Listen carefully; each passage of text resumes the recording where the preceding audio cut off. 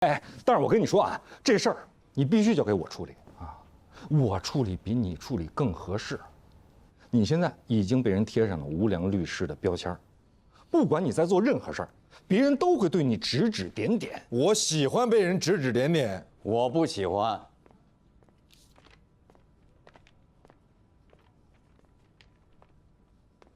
这是你的休假申请表。 这是我5年前的休假表了，依然有效。你从明天起开始休假，你的工作暂时交给何塞。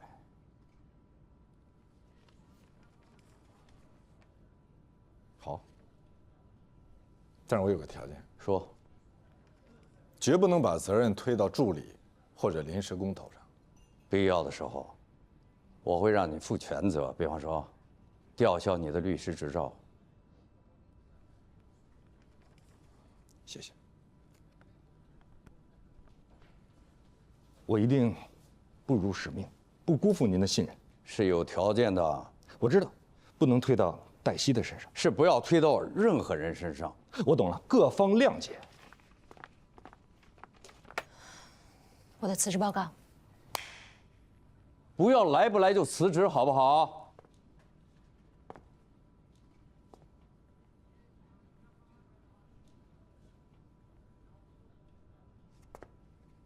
你，还有罗宾，你们休假，我批准的。这件事就这么定了，不讨论。你说罗宾这么冲动，你也这么冲动，这冲动是魔鬼。魔鬼微笑的时候也是魔鬼，跟冲动不冲动没关系。不是，那冲动总是不好的吧？我佛慈悲，也有金刚一怒。恕我直言啊，刚才封印。 说让你别掺和，这是为你好。你说你还跟人家金刚一怒，哎，怎么都这么冲动啊？我不是让你去休假了吗？你跑回来干什么？我回来辞职啊。你听我的，先去休假，等我把你的事情处理完、处理好再回来，好吗？哎。 刚才封印已经说了啊，这件事情呢交给我来处理，你们俩都去休假躲一躲。啊，你们聊啊。听我的好吗？这携程上呢有好多推荐，我给你们推荐一些度假胜地。你们是想找民宿？有完没完？休假啊！给自己找个新的秘书吧。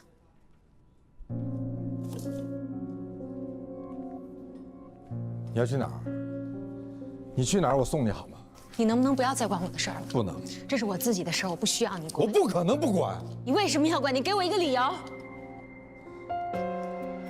从你第一天上班就跟我在一起，我们每天一起上班，一起加班，我们几乎天天朝夕相处。我们在一起的时间，比你跟你的家人和我跟我的家人加在一起时间都要长。 我现在不可能眼睁睁看着你遇到这种事儿不管，我不可能不管，你懂吗？这个理由够充分吗？够充分吗？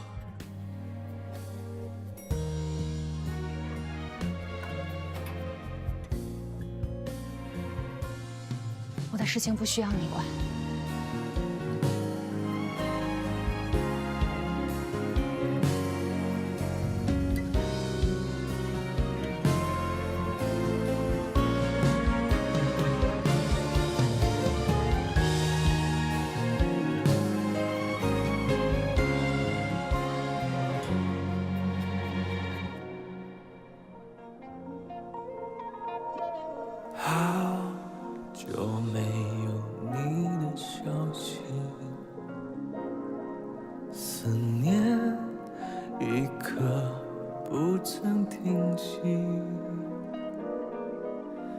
记忆风干，离开你的那个秋天，落叶划过你的泪眼。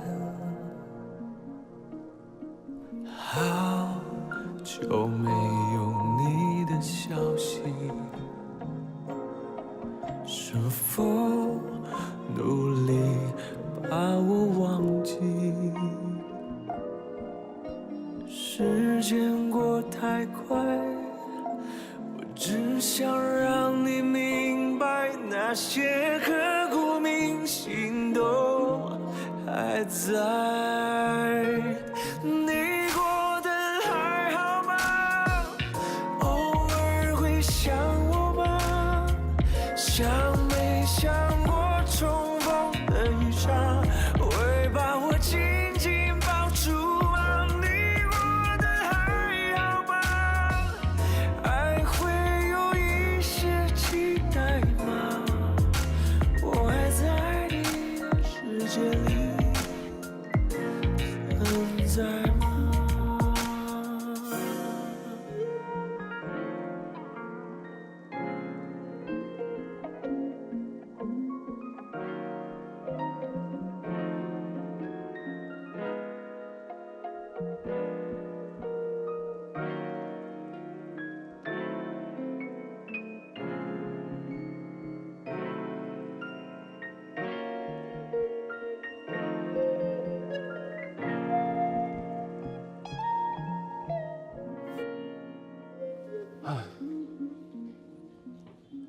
都不下班了？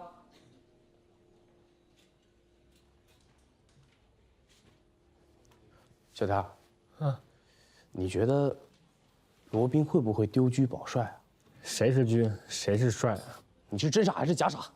有人现在已经告到律协，告什么？范小天儿，你是不是脑子被门夹过啊？人家老人在你律所前台被气得心脏病发作，律所不用负责吗？那是碰瓷儿，坏人变老了。你别管是坏人变老了还是老人变坏了，我请你认真的去学习一下《中华人民共和国老年人权益保护法》。只要是老人，你别管他是坏老年人还是老年坏人，只要上了年龄、到了岁数，他都受法律保护。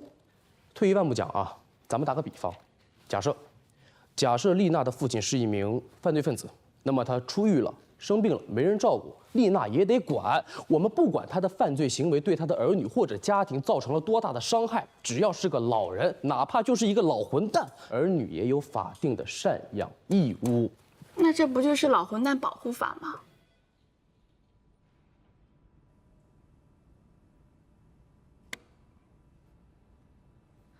罗老师，您没事吧？你怎么还没下班？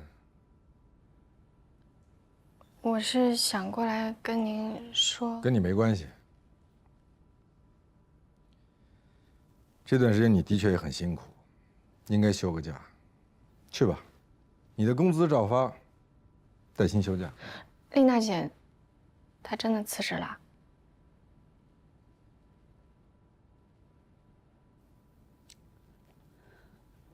丽娜的父亲怎么样了？听说挺严重的。咱们听说的有点不一样啊。我刚从领导那儿回来，虽然有些话我知道你不爱听，但是我还要跟你说。我知道你跟丽娜的关系好，但是这件事情丽娜确实做的不对。不管她的父亲曾经对她和她母亲做过什么，那毕竟是她的父亲，该原谅就得原谅，不该原谅就不原谅。清官难断家务事啊！我是为你好，你不要趟丽娜这趟浑水。作为同事，你同情她可以，但是作为律师，要注意自己的公众形象，特别是在晋升高级合伙人的节骨眼上，不要节外生枝。谢谢。我知道一直是您在反对我成为高级合伙人。我只是认为，作为高级合伙人，你必须有经济效益，还要带来社会效益。罗老师他也帮助过很多弱势群体，做了好多的免费法律援助。比如说康奶奶做100件好事，做1件坏事，那100件就白做了。她做的哪一件是错事儿？就是你把丽娜的父亲气住院这件。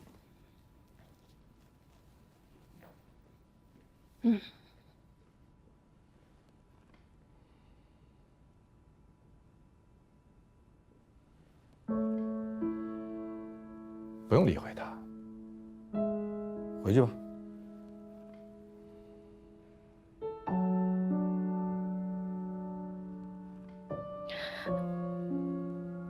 对不起。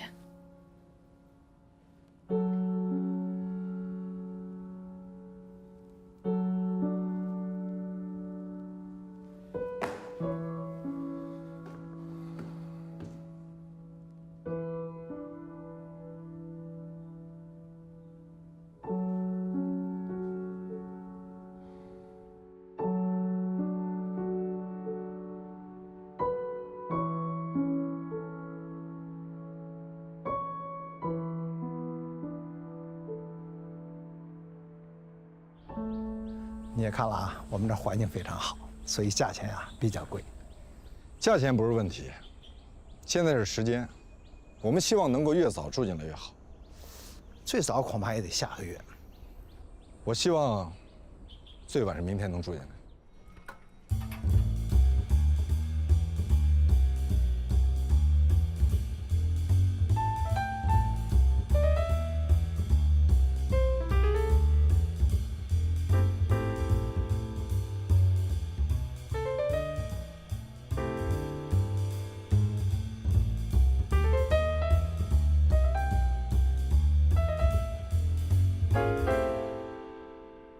那手指头划拉划拉，哎，拿大拇指是。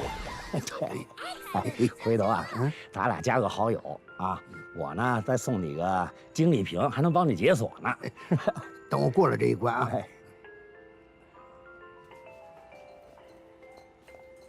哎，您好，您好，厉先生啊，我们呢是来给您道喜的。我还能有什么喜事？我们律所啊，鉴于丽娜原名厉小娜对您的不孝行为，以及罗律师对您的不敬行为，我们律所决定了将他们2人从我们律所开除出去。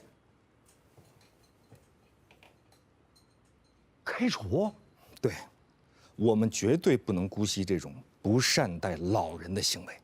别介啊，不是那个，这年轻人犯点错误，你得给他一改正的机会啊。那再说了。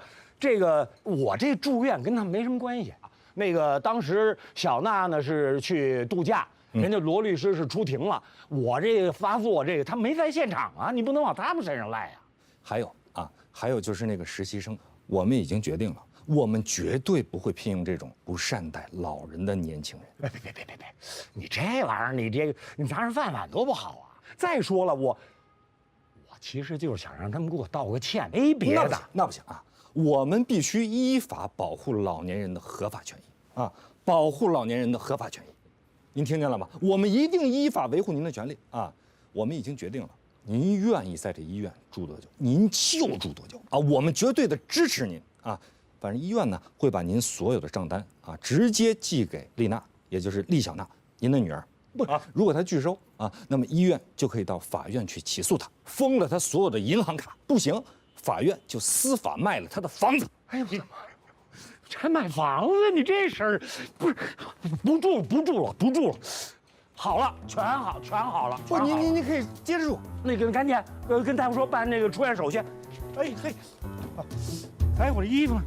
啊，哎呦，这虎毒还不食子呢。我跟厉小娜的矛盾呢，那再大，他也是家庭内部矛盾，他不是敌我矛盾啊。你回去啊，跟你们领导好好说说，要帮助教育厉小娜，以帮助教育为主，你不能把她给开了呀。行，您放心啊，等我回去之后，我就跟我们领导说。还有那罗宾，你也别给人家什么处分了、停职了，太狠了，我都能理解。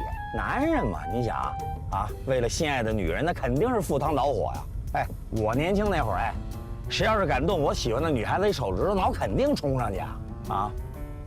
况且那天也是我没忍住，哎，是我先动手揪了这小娜，所以这个罗宾才冲过来的。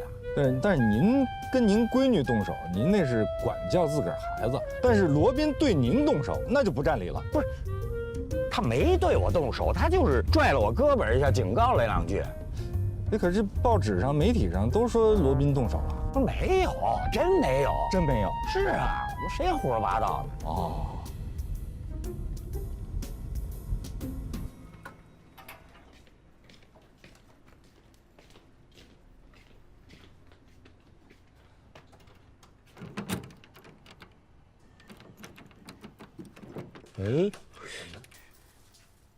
哎，开我家门干嘛？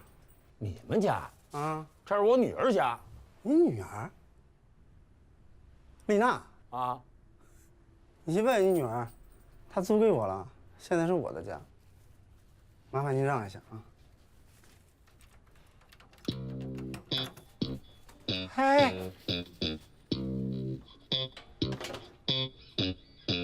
我告他们！我告诉他们！我要是厉伟正啊，我也生气，对不对？这不是拿我当猴耍了吗？先把我从医院给哄出来了，说是送我回家，等到家一看，哎，房子让人给租出去了。你搁谁不急？你为什么这么干？不是说了吗？不让你管了。你去接他，你为什么不告诉我一声呢？养老院我已经找好了。你找了养老院，你为什么不跟我说一声？你去医院找他，为什么不提前跟我说一声呢？你要是找了养老院，我从医院接出来，我直接送养老院。我为什么要告诉你？行了，行了，行了，有完没完啊？老人家现在怎么样？送养老院去了，一个非常好的养老院。罗宾找的，我们跟老人是好说歹说，跟他说这就是一个误会，各种各样的道歉。可是呢，人家还是把我们给告了。丽娜她是什么态度？感情的问题不能勉强。男女感情不能勉强，父女感情也不能勉强。我没在这里跟你谈感情，让我再给你普及一下老年人保护法。丽娜的父亲他是一个老年人，但是他没有尽过当父亲的义务，那也不能扫地出门。你给丽娜做工作啊，你说服她，让她一定要跟她父亲道歉和解，这事儿不能越搞越大。我说服不了，你说服不了她，你必须说服她。那我就当他的律师，替他应诉。你赢不了这官司，虽败犹荣。你败了，高级合伙人就吹了。我从来没败过。哎，咱们先想一个对策。现在厉伟正不仅是告了丽娜，还告了我们，说是我们设了一个套，把他从医院给骗出来的，恶劣，影响非常恶劣。那等于给人说咱们所了一帮律师在围殴一位孤寡老人。我答应你的委托，啊，谢谢。我有个疑问，罗宾他不擅长家事类的案子。你不找罗宾是对的，罗宾的特点啊，是他不按牌理出牌，这是他的优点，也是他的缺点。就好比这一次吧，他找人假装成是房客，聪明是聪明，但是影响不好，甚至说是恶劣。你作为一个律师，甚至可以说是不符合职业道德。不是他找的，是我找的。全律所的人都知道是他找的，封印还骂了他。真的不是他找的，是我找的。我没问他，也没跟他商量，真的。你们俩为什么不在一起？您跟封印为什么没有情人终成眷属啊？可能我觉着客户比他重要吧。你们呢？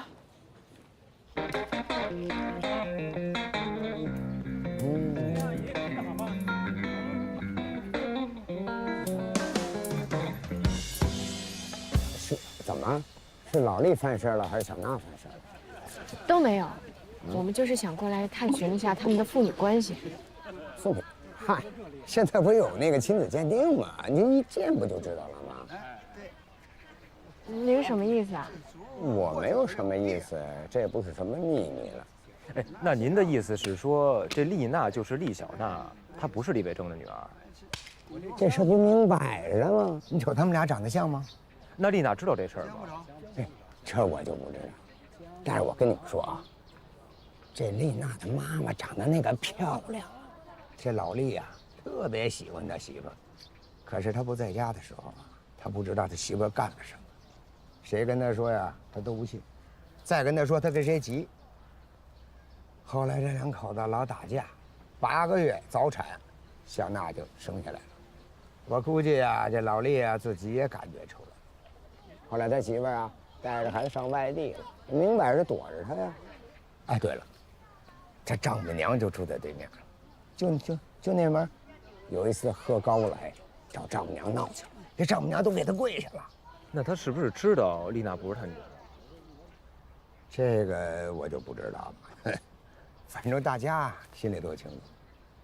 最后啊，他搬走不住这儿了，估计是没脸，他媳妇也不回来了，怕别人在后边指指点点的。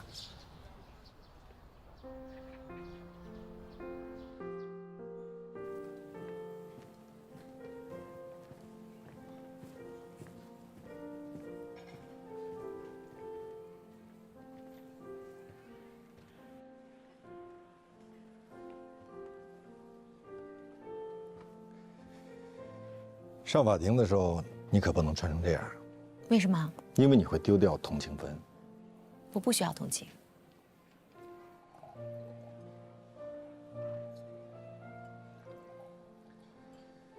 你从哪儿找了一个人假扮访客？我正好认识一个制片人，他给我找了一群演，结果戏太真了。我给你准备了一个礼物。今天不是我生日。这不是生日礼物，打开看看吧。专程去买的。我在唯品会上买衣服，正好看见你喜欢的牌子。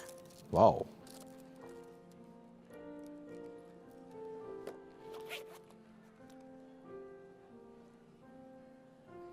谁家这么好？买钱包还送钱？谢谢你把它安排在一个养老院。风吟跟你说的。以我对封印的了解，律所是不可能支付这笔费用的。钱包可以收下，钱收回去。我知道你是为我好，但他毕竟是我父亲。如果他流落街头，我坐视不管的话，是没有人会同情我的。如果我得不到公众的同情，就势必得不到法律的援助，因为法律的基础就是良心和民意。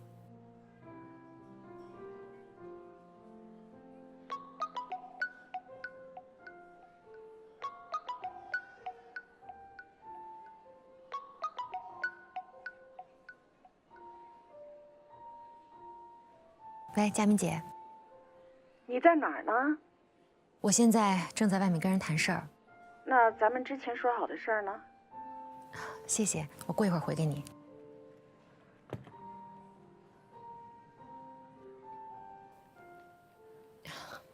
我本来是想跟你说的，佳敏姐在猎聘上看到了我的求职简历，跟我说的正好需要一个行政总监。你不会去的。我需要一份工作。现在找工作也挺难的，尤其是我，负面新闻、官司缠身。我不同意你辞职，但我同意你休假。休假期间，工资奖金照发。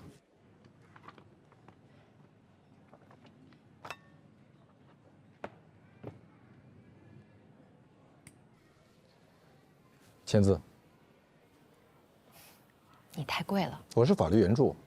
我不想欠你人情。你是怕我输？这是我自己的事情，我想自己处理。我不会让你自己处理的。对不起，这不由你决定。你从来没有被人告过，也从来没有去过法庭，你根本就不懂什么叫打官司。不用你管。为什么？我已经找好律师了。谁？什么律师？我再次感谢你把我父亲安置在养老院。接下来我们可不可以安安静静的吃一顿饭，聊点令人愉快的事儿？你是不是找了廖佳敏？你再多问一句的话，我可要走了。OK， 那我们就聊一个愉快的话题，可以让你愉快的话题。有人给我介绍了一个男朋友。好啊。他是做什么的？反正不是律师。好极了。为什么好极了？就是好，特别好。他希望我婚后做全职太太。更好。那我可就不能为你工作了啊。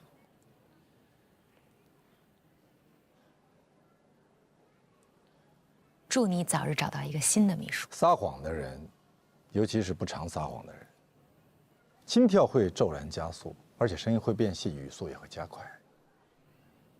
你是说我在撒谎？我在说，你在非常辛苦、非常努力地找一个愉快的话题，非常愉快。跟你晚餐真的让人非常愉快。Cheers。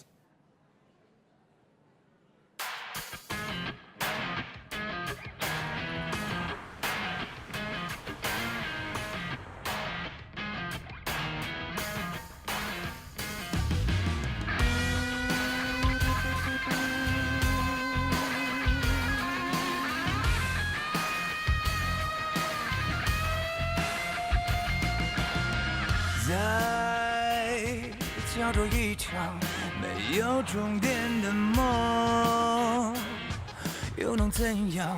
香烟从未散场，又怎样？纵然百孔千疮，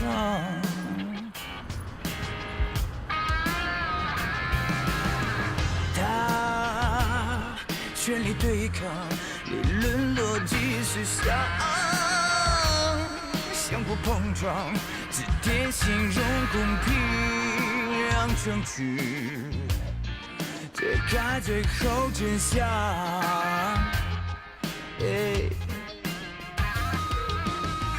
只能够战胜残酷，只能去圈住迷途。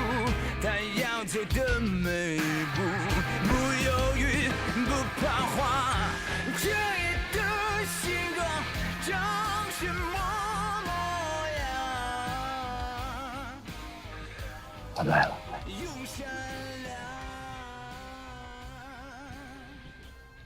厉先生你好，我能跟您单独聊几句吗？厉先生跟我说您想见他，我专程赶过来的。我正在为厉先生提供法律援助服务。那你有没有跟厉先生说，亲人之间起诉不是解决争端的最好办法？咱们直说吧，乐斌，我了解你。但凡你有一点胜诉的可能，哪怕只有一丝丝、一毫毫、一丢丢的可能，你都不可能说这句话。厉先生，对于他们来说，您的官司只是他们日常生活当中的一部分，而对于您来说，这很可能是您的整个余生。厉先生，我们啊是您的律师，他不是，不要单独跟他见面，不要相信他说的任何话，因为他呀一定不会站在您的立场上。厉先生，那您的立场到底是想打败您女儿，还是说想赢得她对您的谅解？你看，在颠倒是非，他在颠倒是非呀。应该是您的女儿来求得您的谅解，而不是您要低声下气的向您的女儿委曲求全。是啊，刘律师，你这不是法律援助，你这是在挑唆，你没有真正为你的委托人着想。罗斌，咱们都是职业律师，你这一招我懂，就是挑拨我和委托人之间的关系。不，我是在帮助你，是真的在帮助你，帮助你避免日后委托人对你的憎恨。谢谢你的关心。法庭见。狄先生，这是我的名片。如果说您需要更好的律师，您随时找我。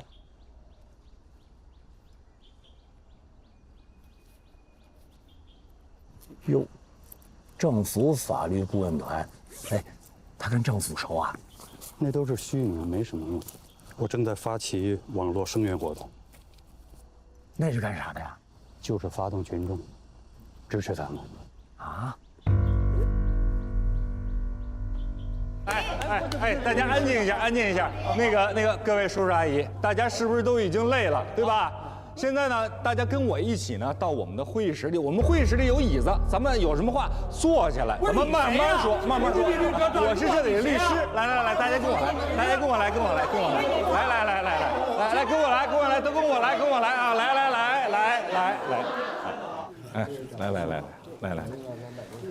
来，各位，这就是我们的领导顾杰啊，高级合伙人啊。大家好，各位请坐。走啊！现在闲人真多，这都是有组织的闲人。你说他们是有组织的？你以为呢？没看还带着记者呢。怎么都是老头老太太呢？受过良好法律训练的人，一旦失去良心，作恶的危害性更大。对不起，那个您刚才说的呀，那一定是一个误会，我们之间绝对不存在那种恶意的串通。这就是你们的高明之处，你们一部分人把老爷子从医院给哄出来，另一拨人呢把女儿的家给出租了。据我所知，还什么假租，亏你们也干得出来。但是现在老人居住的那个环境，那是非常非常好的，那是一个很高级的养老院。那是在事发以后，引起了社会强烈的反响之后呢，你们采取的补救措施，对不对？对，是这样。我们律所呢，现在正在跟老人做积极的沟通。我们律所的态度非常明确，绝不姑息。对于不孝敬老人的员工，经过批评教育还不改正的，我们一律开除。那开除就行了，这起码这赔礼道歉呢。你们要给社会一个交代呀。对，公开道歉，以平民心。没关系，这人的一生当中啊，要遇到很多事情，出了问题不怕，想办法解决它。不管是将来你做出什么选择，留在这儿还是到别的地方，我都赞成。谢谢您。那我就去人事办手续去了。好，以后用得着我的地方开口。谢谢。给律所添麻烦了，实在不好意思。不存在。老大，哎，有事吗？你怎么今天来了？怎么了？他们找了一大帮人，跑到律所来闹来了。他们是不是我爸带人到律所来闹事儿来了？您赶紧去看看去。哦，顾杰在那胡说八道的，我拦都拦不住。我去跟他们说。不是，哎，你去干嘛去啊？顾杰刚才还说要把你给开除了呢，你现在去干嘛？另外，你跟罗宾也说一下，让他这段时间注意点，别总是那么高调。你说今天早上，他跑到养老院去威胁你老爸，你这不是激化矛盾吗？怎么回事？具体情况我也不知道。我看了刘英美的朋友圈，她说罗宾威胁她的当事人，她没有指名，但是一看就是说罗宾的。刘英美那肯定是在胡说八道。哎，他可是你姐夫。是，他是我姐夫，但是我也讨厌他这个人，我好几年不跟他说话了，真的跟我没关系。罗宾跟他在上学的时候就有矛盾，所以……哎，丽娜，你先去人事吧，让罗宾不要冲动。去人事干嘛？冯毅，你今天让丽娜来，是不是要逼着她辞职？你能不能把我往好处想？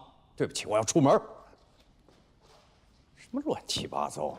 哦，对，那我们之间您先忙。好，忙。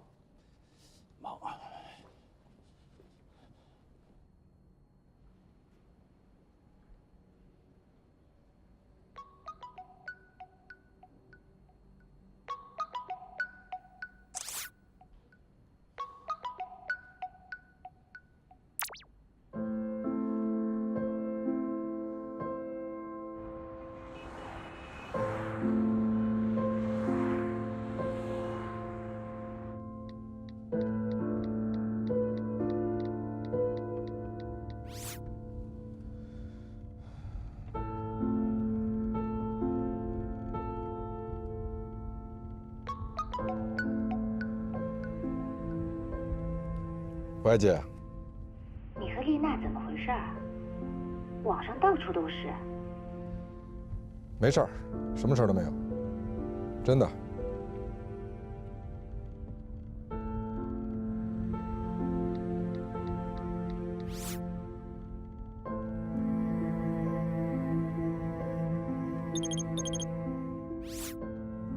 我刚刚正式办了离职手续，我需要休息一段时间。谢谢。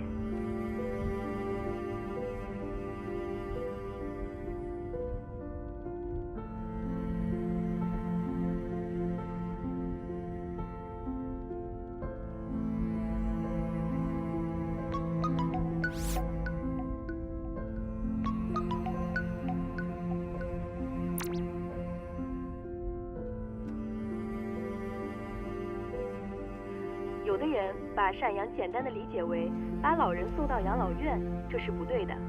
我们国家老年人权益保护法说得非常明确，赡养人应当履行对老年人经济上供养、师傅，麻烦您把那收音机关一下，行吗？精神上慰藉的义务。谢谢。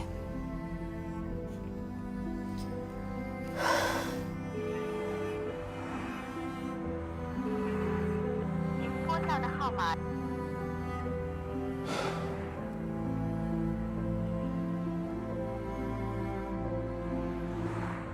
丽娜，给我回电话。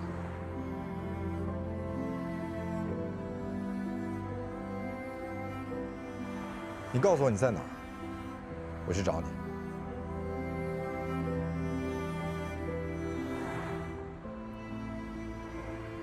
我知道你能受到威胁，我知道你也能听到威胁。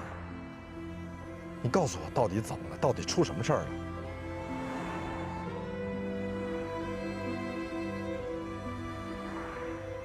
谁同意你辞职的？谁同意你辞职的？我想告诉你，我有事儿跟你说，我真的有事儿跟你说。回电话，给我回电话。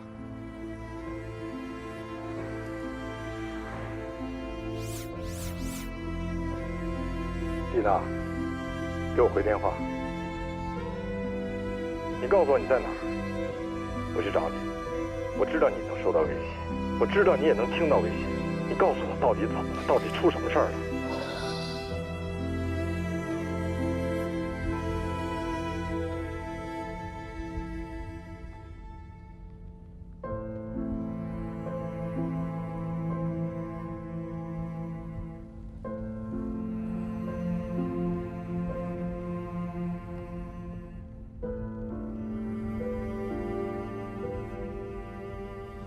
我跟丽娜联系不上，我有事儿要找她，你可以帮我跟她联系一下吗？我也联系不上她。她今天特意跑律所来，办了正式的离职手续。谁同意她离职的？你为什么不拦着她呢？我也很难过，你别责怪我行不行？你让我自己一个人难过一会儿。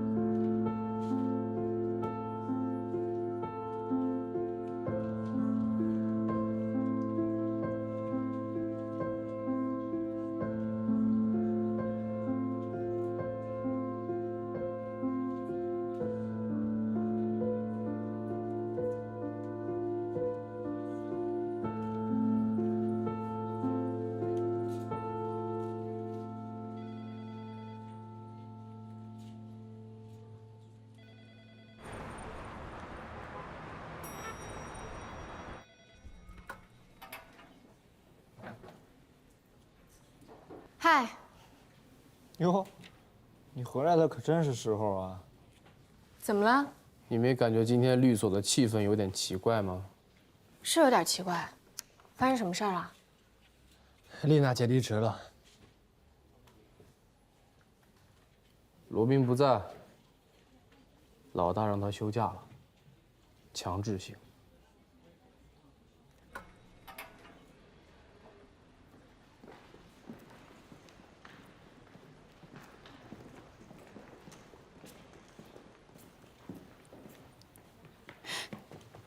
黛西，你老大回来了，不过脸色很难看。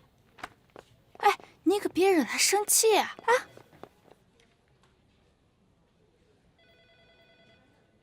罗宾老师，你现在不是应该在休假吗？有一件事儿，我想要跟您说一下。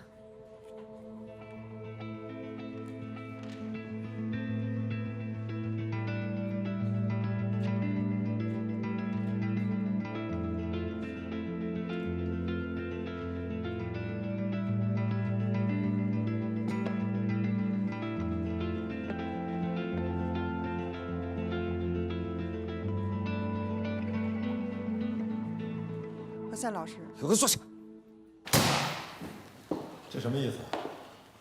你什么意思？昨儿你不在，你不知道发生了什么事儿。我不管发生了什么，我不能不管啊！我是这个律所的主任，我得对律所负责。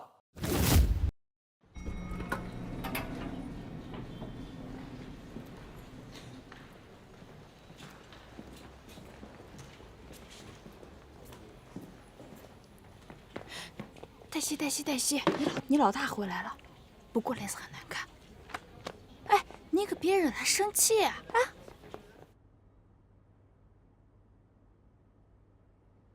罗宾老师，你现在不是应该在休假吗？有一件事儿，我想要跟您说一下。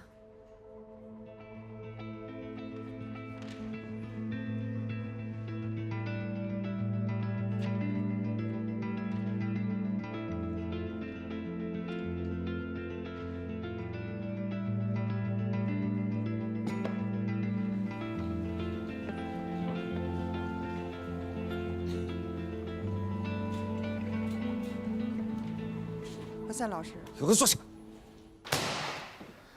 这什么意思？你什么意思？昨儿你不在，你不知道发生了什么事儿。我不管发生了什么，我不能不管啊！我是这个律所的主任，我得对律所负责。我不能把不善待老人和全景律所联系起来，我不能什么人见了我都问我，你们律所的员工不善待父母，把他赶出家门了，这到底怎么回事？我也不可能每天上班的时候遇见这些社会新闻的记者来问我，作为律所的领导，你怎么看待这个问题？不赡养老人？那丽娜已经离开律所了，你又何必要签这份声明呢？你让我怎么办？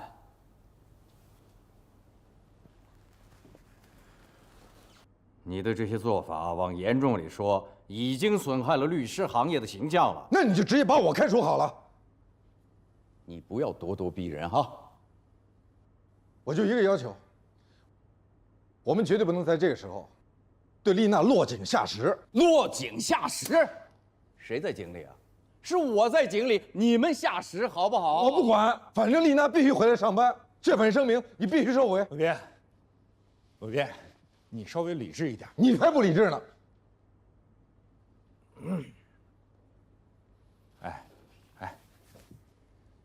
你都不知道封老大这段时间替你承受了多大的压力。你想想，你平时你得罪了多少人啊？这些人一直在找机会朝你身上扔石头，现在终于这机会来了，所以他们在四处的诋毁你，并且要求要吊销你的律师证。可笑！凭什么？就凭你去威胁了李伟正。我没有。他的律师说了，你不仅威胁了他的当事人，而且诋毁他的律所和他的专业能力。姐夫，你应该比我清楚他的为人。是，他是我姐夫，咱们不管他的人品怎么样，但是你不应该去威胁当事人。再胡扯，我就跟你翻脸。你跟我翻脸，我也得说，这件事情本来是可以平息了，就是因为你的一意孤行，你的不顾一切，才造成了今天的局面。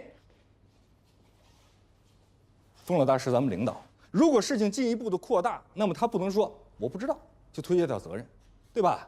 如果他被认定对本律所律师疏于管理，存在包庇、纵容、袒护本律所律师，造成严重后果的，那么我们全景律所就要受到处罚，非常严重的处罚。如果非要有人负责，我负责。你负不起这个责。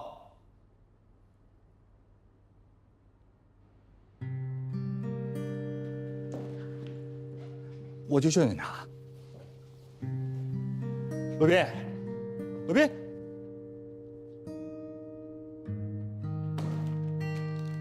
你不能动不动你就金刚怒目啊！金刚怒目不如菩萨低眉啊，这是一典故。隋朝的时候啊，吏部侍郎薛道卫曾游中山开善寺啊，他看这寺庙里边的塑像呢，金刚多是怒睁四目，而菩萨呢则是低眉顺眼。他想为难这小和尚，他就说：“金刚为何怒目啊？菩萨为啥低眉啊？”这小和尚不加思索地跟他说：“金刚怒目，所以降伏四魔；菩萨低眉，所以慈悲六道啊。所以说不怕这个金刚怒目，只怕菩萨低眉。你应该学会低眉顺眼。你上楼干嘛去？去龙科啊？找廖家敏啊？你能不能别像一只苍蝇一样跟着我？我不是苍蝇，我是小蜜蜂，勤劳的小蜜蜂。你不是蜜蜂，你是马蜂，大马蜂。我不跟你计较，你的用词不当啊。廖家敏想让丽娜去他那工作，你不能让丽娜去他那工作。但是廖家敏可以做他的律师，他比你更适合做丽娜的律师，因为你现在的情绪和状态完全不适合去。你在干什么？电梯里有人。哪儿呢？你在嘲笑我？你来干什么？哦，我是想过来找罗宾老师说句话。罗宾老师，听见了吗？罗宾刚才在电梯里，我在跟罗宾说话。你可以找个心理医生，我这儿有电话。哎不，就像现在这样啊，你在电梯里边，我在电梯外边，电梯门徐徐的关上，我正在跟你说话，你明白了吗？我找什么心理医生嘛？你这么做会激怒封印。你还不如直接说，我就是为了激怒封印才这么做的。事实上是这样的。事实上，我真是不理解你为什么到现在还留在全景，而且至今都没混到一个高级合伙人。事实上，我倒是可以理解您为什么把律所开在我们楼上，而且孜孜不倦地挖我们的墙角，抢我们的客户？虽然几乎没占到什么便宜。我现在才理解丽娜为什么对你那么失望。那一定是您做了不少工作，功不可没。看，你不能把对客户的那一套拿来对付丽娜。客户来找你的时候，多数情况下他们都是深陷泥潭、惊慌失措的时候，你正好可以抓住他们的弱点，让他们听从你。律师如果什么都听客户的，客户还需要律师做什么？但是丽娜不是你的客户。我忘了提醒丽娜，您最擅长的是什么？我擅长很多啊，不知道你说的是哪一面？您最著称的那一方面，挑拨委托人和律师的关系，让委托人怀疑自己的律师。你也很擅长啊。您过奖了。你是实至名归。谢谢。那我就开门见山吧。丽娜来找我，做了她的律师，我们已经达成共识，绝不妥协。如果你是想让我帮你找丽娜，你态度可以变好一点，求人帮忙嘛，你不能用这种兴师问罪的语气。那好，廖主任，请问我到哪儿可以找到丽娜？啊，这个态度就好多了。我为我刚才的态度向您道歉。没问题，我不介意。那好，那现在请您告诉我，丽娜在哪儿？我得先征得当事人的同意，请谅解。现在，你可以问我丽娜什么时候来我这儿上班。她不会到你这儿来上班。我们拭目以待。拭目以待。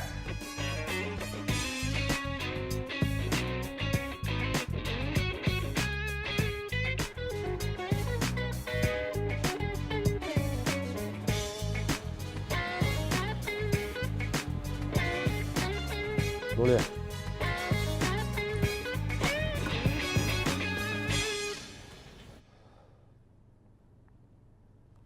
有事？是你力主要开除丽娜？百善孝为先。你是公报私仇？我看他不存在私仇。这样，你在我的客户里面随便挑一个。我不会跟你做任何交换。那我们就是敌人了。如果你与我为敌，你的损失一定大过我。所以我强烈建议你向我道歉，我现在还可以接受。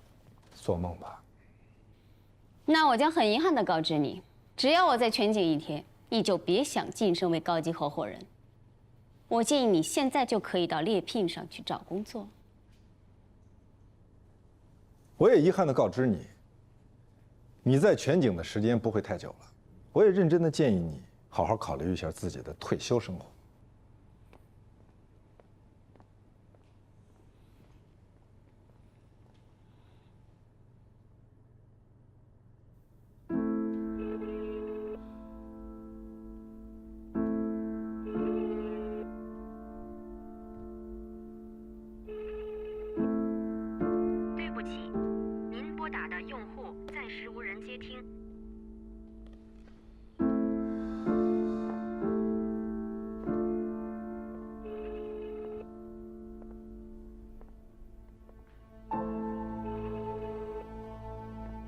丽娜不应该被这么对待。谁让你进来的？出去！她被这么对待，都是因为你。你四处得罪人，毒舌，自以为是，她都是你害的。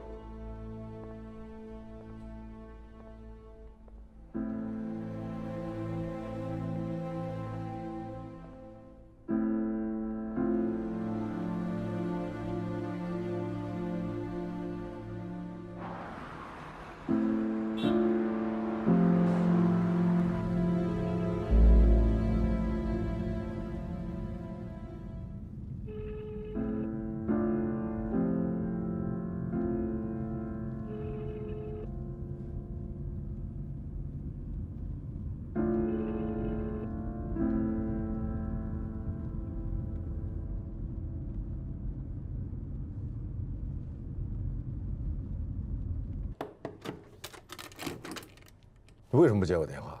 电话坏了吗？不接你电话不代表电话坏了。你误会冯燕。我不会再回全景了。你可以让我进去说吗？不可以。有什么话站这儿说吧。我今天去见了你父亲。你为什么要去见他？我不是跟你说不要去见他吗？你为什么偏要去见他？你为什么发这么大的火呢？你去见他，他就会觉得我怕他。我不想让他觉得我怕他。这不是怕不怕的问题，你要相信我。凭什么相信你？我凭什么要相信你？没用的，丽娜。你想让我生气，跟你翻脸，不管你的事儿。没用的，我会管的，我会管到底。你不要以为你关上门不接我电话闹辞职，我就拿你没办法。我一定会管，一定会管到底的。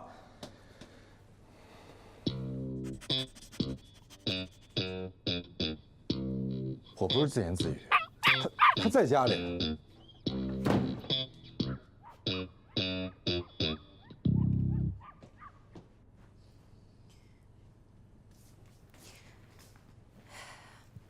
我给你加点酒。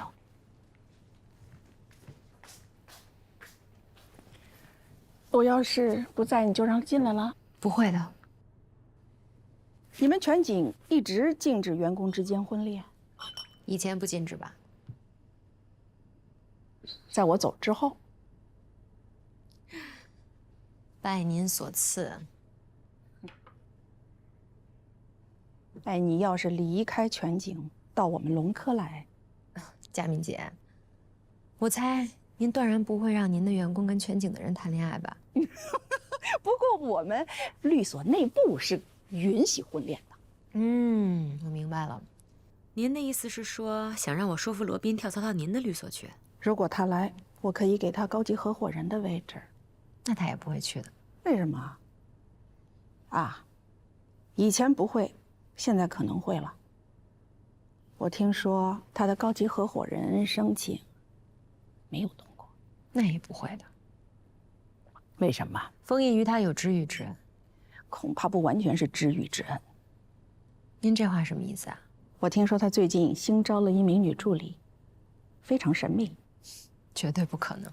嘿，我什么都没说呢，你就说绝对不可能？我了解罗宾，黛西跟罗宾绝对不可能有你们说的那种关系啊，所以他因为黛西，不惜得罪对他有知遇之恩的封印。他和封印那是因为正直，他们俩一直都是这种关系，直言不讳。就算封印当时是被他冒犯了，之后他还是会原谅罗宾的。为什么？因为他知道罗宾是出于公平。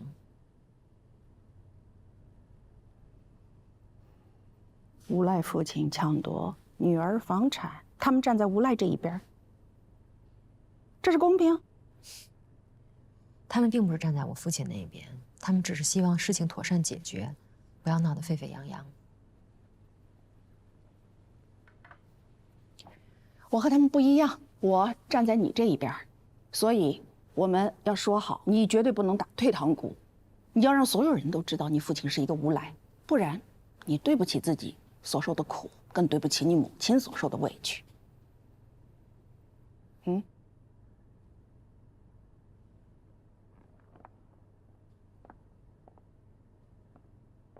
你对待无赖不能退让，你半步都不能退，你退一寸，他进一尺。走了。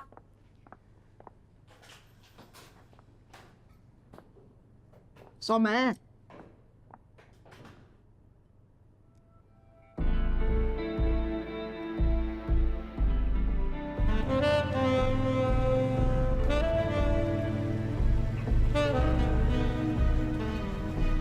把忧伤丢在等你的伤口，微笑着牵起你的手，温暖的陪着你走，把孤独留在等你熟睡以后，把彷徨踩在冰冷的街头，让我把黑暗都带走。日月星辰为你留除了幸福，其他让我去承受。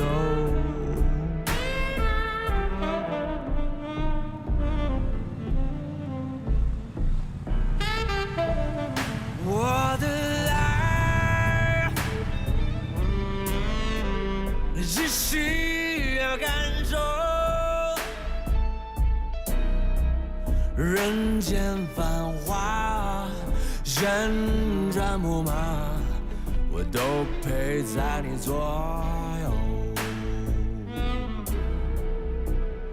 我的爱需要你用一生来感受，什么都不说，只需要你安心的守候。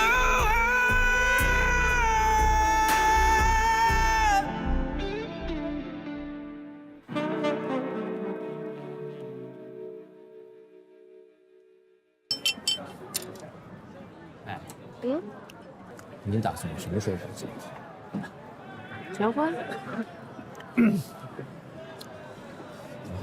是这样啊，我现在呢是没钱，但是我以后呢会有很多很多的钱。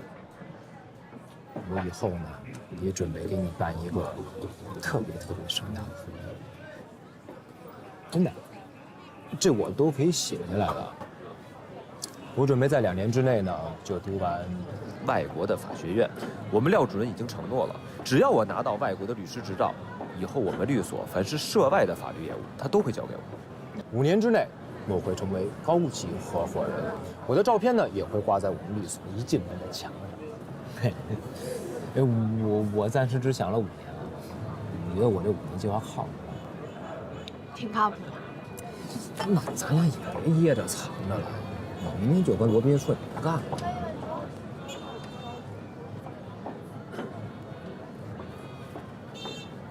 能不能过一段时间啊？为什么呀？因为丽娜现在刚走，要是这个时候我也走了，显得特别不仗义。速战速决呀！我们廖主任那人你也知道，他本来一心就重。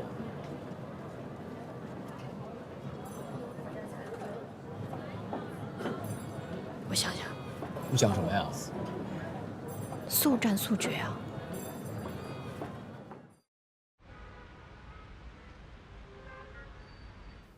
我是来向您道歉的，对不起。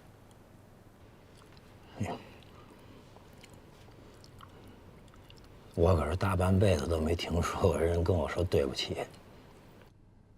我听到的呀，都是跟我说我对不起他们。其实，我特希望啊，别人跟我说句对不起，然后呢，我说句没关系。可是他没人跟我说这对不起。我那句没关系放肚子里，都长毛了，还没说出去。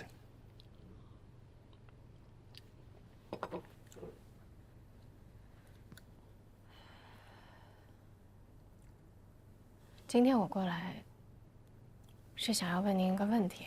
你说，丽娜是您的女儿吗？丽娜是您的女儿，她才对您有法定抚养义务。如果她不是您的女儿的话，她就没有这个义务。那你们之前所有的指控的话，她都无条件可以。你怎么又装啊？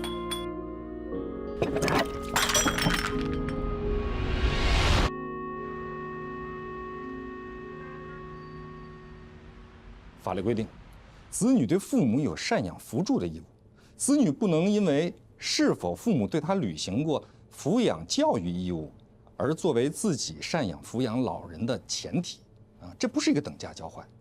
所以说，丽娜她很难胜诉，除非丽娜她能够证明：一，厉伟正跟她之间没有血缘关系；二，厉伟正曾经对她犯有严重的罪行。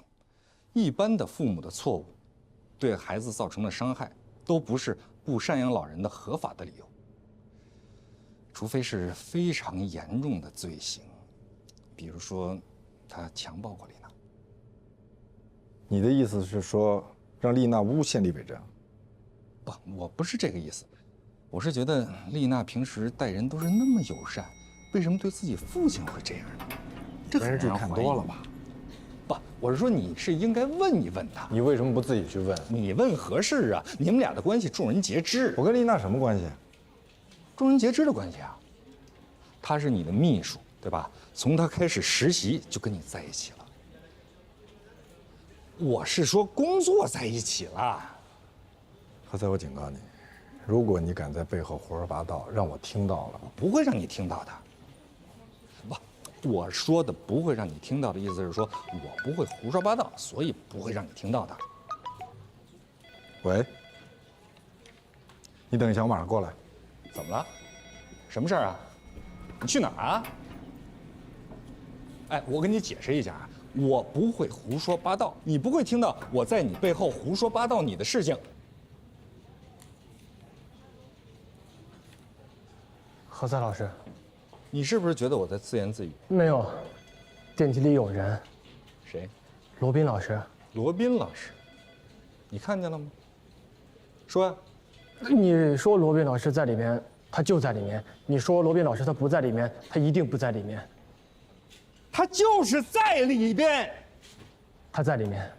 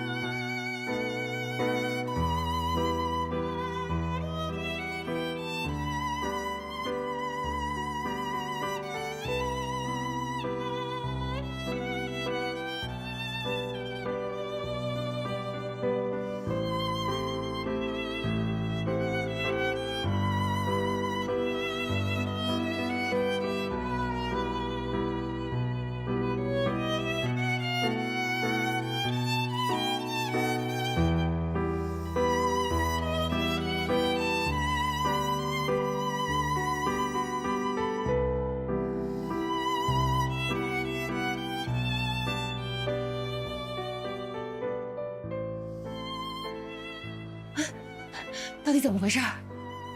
我是想要说服他撤诉的。以后你做什么之前，能不能先告诉我一声？别把火发在黛西身上，您自己不是也没搞定吗？家属，我是签字。人是可以抢救回来的，但是能不能完全康复不能确定。什么意思？签字就是继续抢救，但有可能会成为植物人；不签的话就是放弃。好嘞。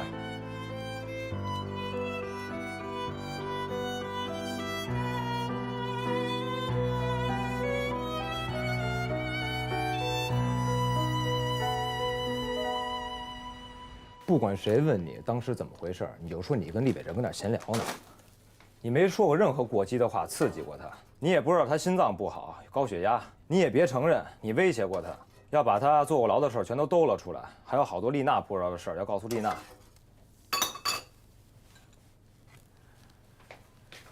你听见没有啊？我跟你说，你千万别承认。要不然丽娜可以起诉你，让你赔付厉北辰的医药费。丽娜姐不会的。你怎么知道不会啊？她当然不会。不要说当然，我给医院打过官司，很多老人被家属遗弃在医院，不闻不问的就去世了。反过头来，家属反倒告医院，说医院没有尽力抢救，这种事多了去了。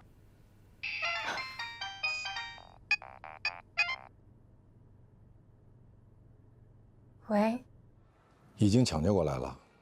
没事了。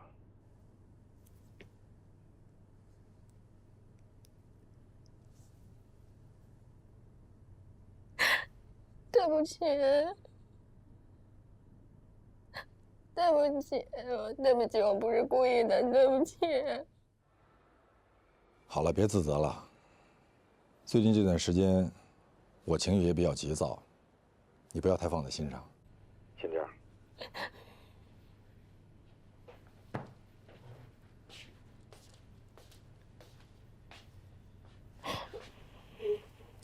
没事了啊。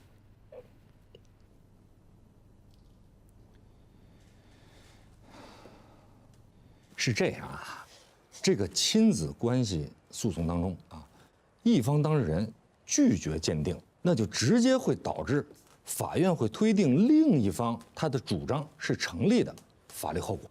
啊，换句话说，就是说你现在提出来说咱要做亲子鉴定啊，你认为厉伟正他不是你生身父亲，他是在冒充你父亲，要求你来赡养他，啊，你提出了这个鉴定了，如果说厉伟正他不同意，他不愿意做这个鉴定，那么好，法院就会推定你的主张是成立的。何塞啊，你等会儿，我把话说完了。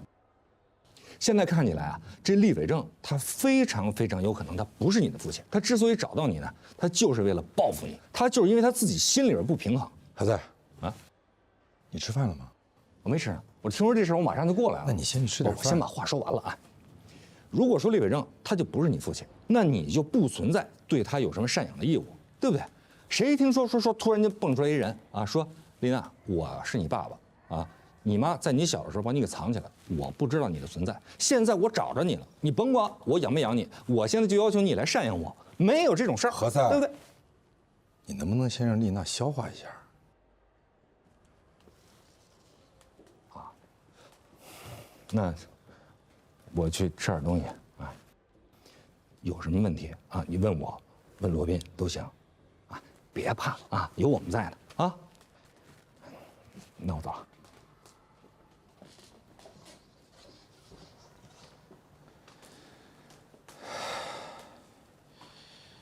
你要不要先回去休息一下？我在这儿。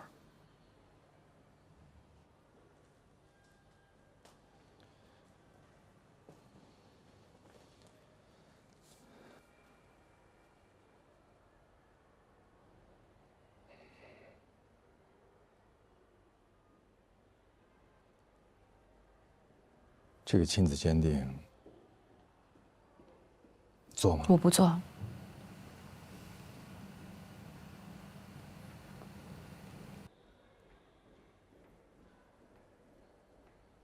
那你就要对他尽法定的赡养义务，无论是否他抚养过你、伤害过你。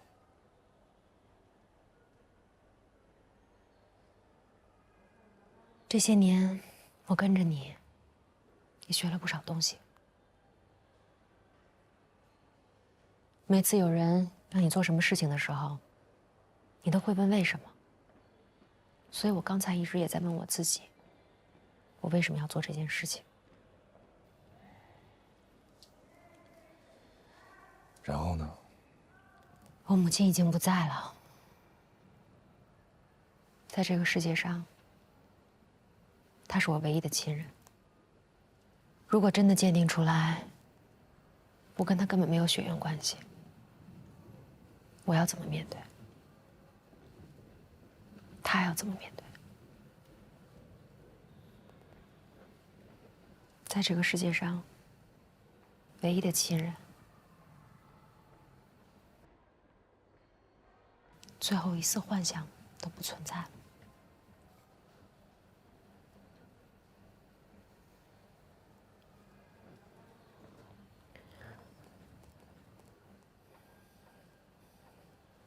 所以我决定养他，只要他能醒过来。不管他是不是我血缘上的父亲，我都要养他。就像他希望的那样，我们要像这个世界上所有正常的家庭、正常的妇女一样，我会经常去看他，听他跟我絮叨他和我母亲的过往。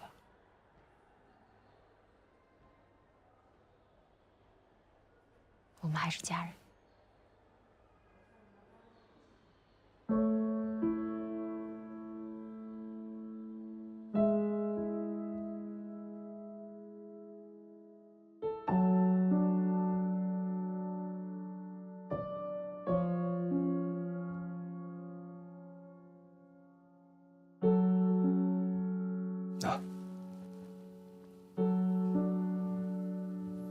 个护士给我的，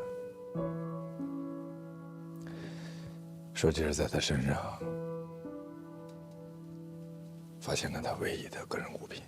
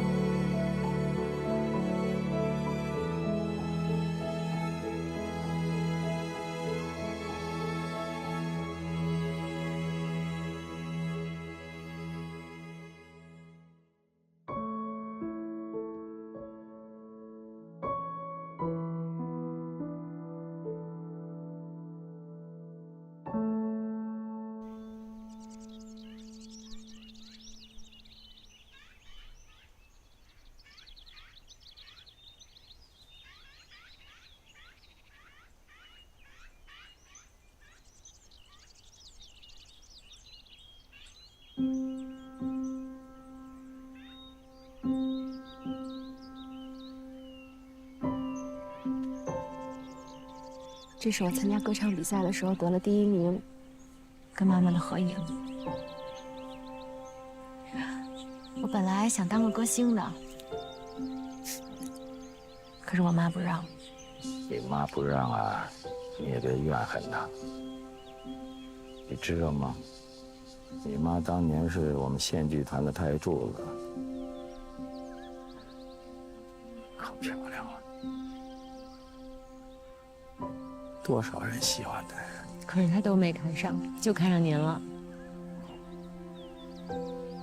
你怎么知道的？我妈跟我说的呀，她跟我说您年轻的时候可帅了。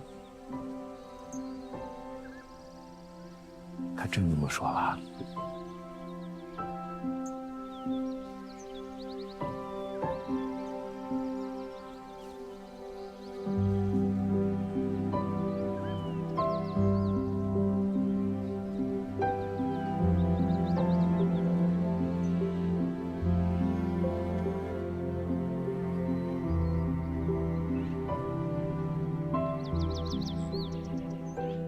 这是我跟你妈年轻的时候，她还留着这张照片呢。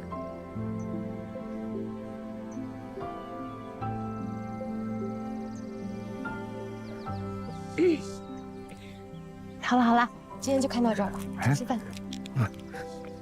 这个相册你先放到我这儿，我想好好看看。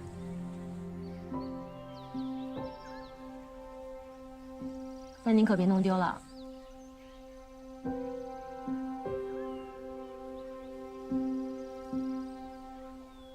我就是把我自己弄丢了，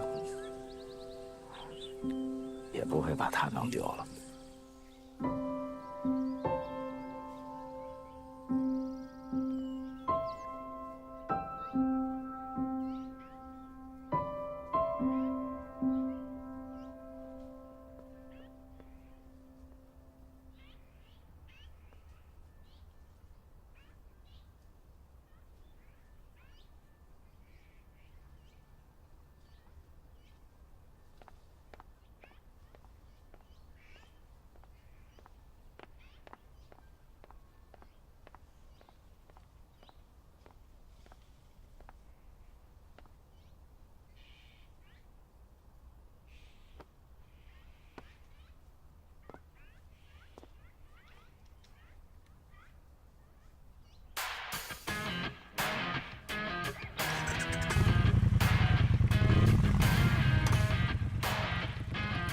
明天见。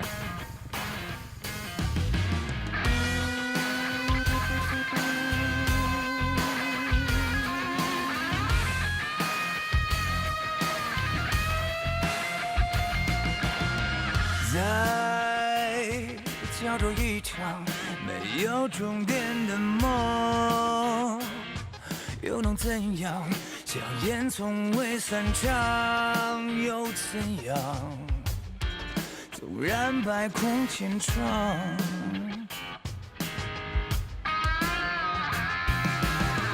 他全力对抗，理论逻辑思想。相互碰撞，字典形容公平，让证据揭开最后真相。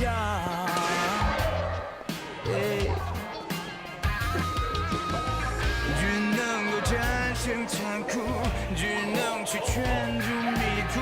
他要走的每一步，不犹豫，不彷徨。摆上。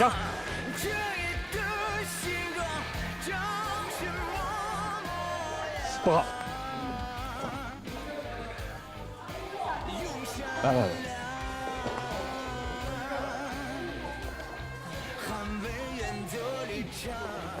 哎，先不用摆了。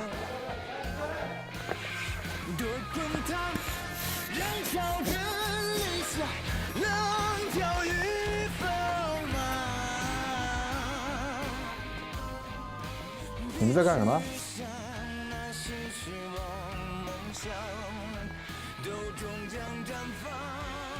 怎么样？你这是在干什么？欢迎丽娜归来呀！我们得给她组织一个盛大的欢迎仪式啊！欢迎丽娜归队。你这是在找封老大跟你翻脸？为什么？封老大同意他回来的，在他心里，他就从来没认为他离开。不，但事实是，丽娜只是遇到了一些个人的问题，她去处理，所以暂时离开了律所。现在事情全部都解决了，如此而已。正好他找我，谢谢啊。哎，所有人听我说啊，现在把这些东西都撤掉啊！现在立刻马上刻不容缓，撤！快撤！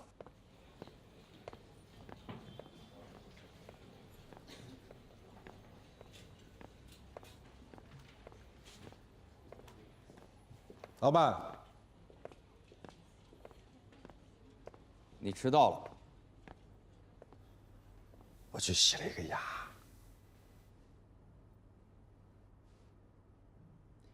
你欢迎丽娜回来的方式还真的是很特别。王大奎在会议室已经等了你半小时了。他没有预约啊。我不管有没有预约，他是你的客户，他是瑞科的董事长。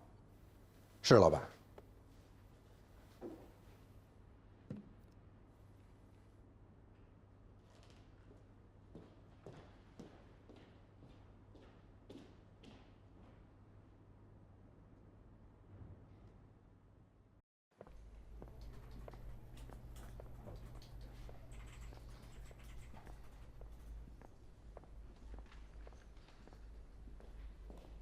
老板，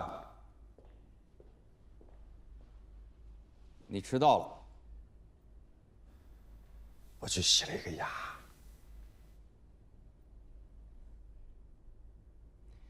你欢迎丽娜回来的方式还真的是很特别。王大奎在会议室已经等了你半小时了。他没有预约啊。我不管有没有预约，他是你的客户，他是瑞科的董事长。是老板。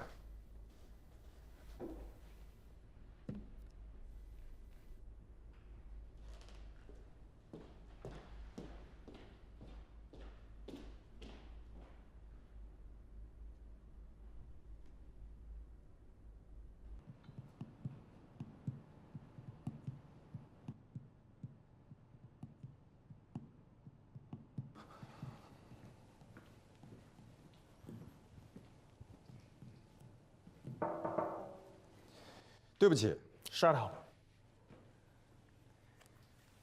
我不是来听我的律师跟我道歉的。这句对不起，是我替你跟我的助理说的，他很忙，而你没有预约。我这出了状况，很急。那150页的合同你已经签了吗？你是我们的法律顾问，但你没有听取法律顾问的意见。我在这儿等了你一早上，一上午我都耗在这儿，你知道我的时间多宝贵吗？那是因为你知道你犯的过错会导致500亿的市值灰飞烟灭。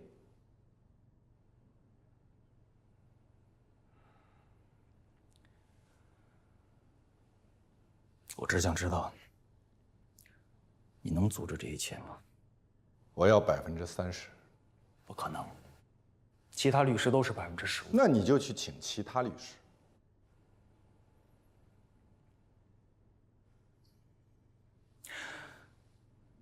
我想问的是，你对我的敌人，是否也会像你对我这么横？我并没有开启战斗模式，这是我最友好的时刻。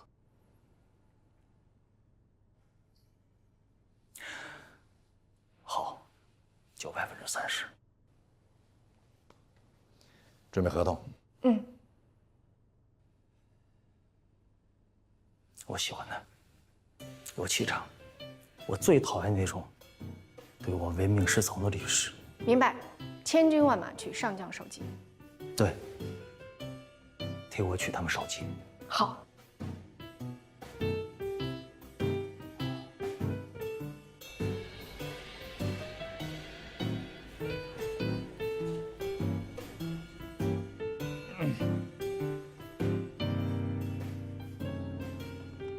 你干什么？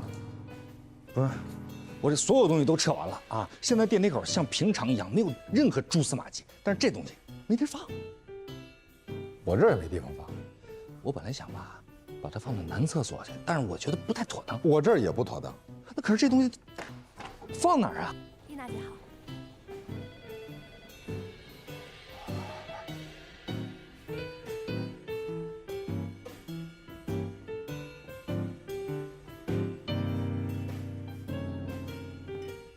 别呲牙了，赶紧拿走，我这儿不能放。那放哪儿？就放这儿啊，这样。我跟你说了，不可以放这儿，拿走。就这，拿走。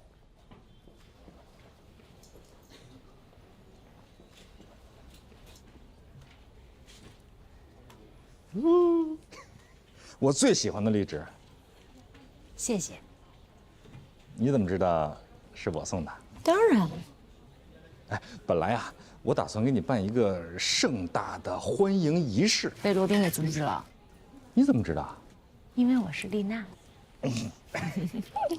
你回来了，我太高兴了。我也很高兴。有一件事啊，我一直想跟罗宾说，但是呢，我没有想好怎么跟他开口。你想让我帮你跟他说？那就太好了。除了跟蓝红有关系的事情以外，为什么？不为什么，这是我给我自己定的一个小规矩。你为什么要给自己定一个这样的小规矩呢？我还有很多事情要忙。不，是这样啊。你看啊，之前呢，蓝红她来找我啊，找我给她老公家里边的买卖打官司，然后我给她打赢了，而且实现了非常大的胜利，被誉为神反转。所以你实现了神反转，可是他黑不提白不提了。对啊，就像没有这回事儿一样。你说蓝红跟罗宾是吧？他们俩有那种特殊的关系，那我是直接跟蓝红要这个钱呢，还是说我直接给他发一个律师函？有些问题呢，你要学会自己去解决，因为每个人都有自己的问题。你有什么问题？我来帮助把你的问题解决了，你帮我把这个问题解决了，好吧？当我没说。我最喜欢的。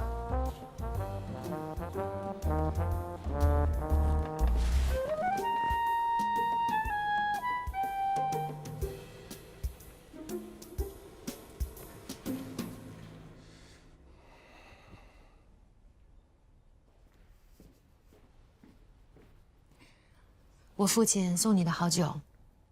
谢谢。你刚才在那儿干嘛呢？啊？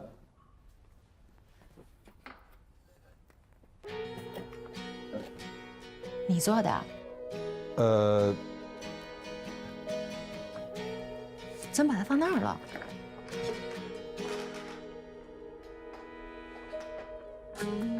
因为如果否则的话，你就站在男厕所。我看站这儿挺好。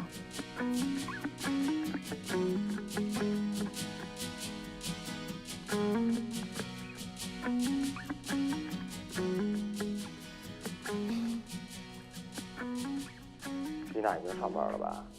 我知道，但他现在不是刚回来吗？那你别忘跟罗宾说辞职的事儿啊。怎么在这儿打电话呀？哦，家里的事儿。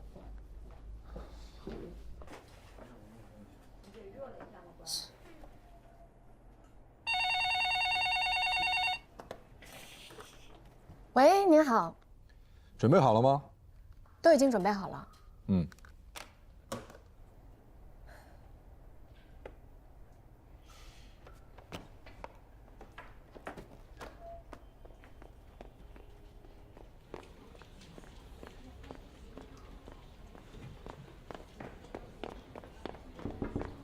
罗老师，你有事儿吗？有。重要吗？不重要。那你们先忙吧。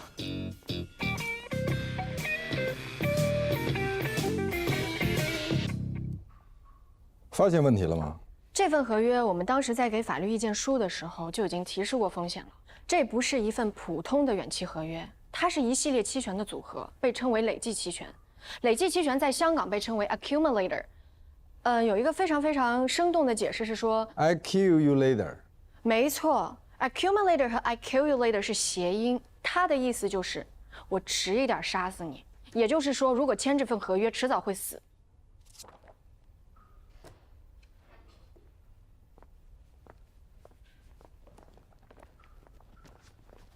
你们这种累计期权的合约设计本身就是不平等的，违反了合约的公平原则。那合约就是合约啊，你签了，你有什么办法呢？还是有办法的。比如说解除、终止，或者重新签订补充条款。那也得双方都同意啊。你们这种产品是有巨大的向下风险的，往上给投资者的回报是很小、很有限制的，但是往下的风险可以是几十倍，甚至是几百倍。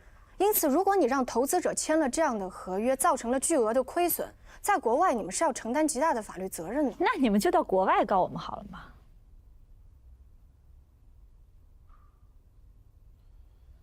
我们并不想兴师动众，所以还是先请你看一下，这是补充协议。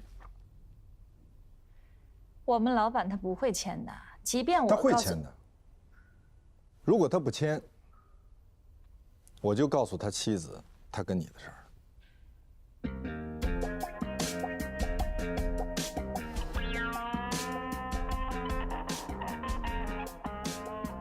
而且据我所知，他跟他妻子并没有婚前协议。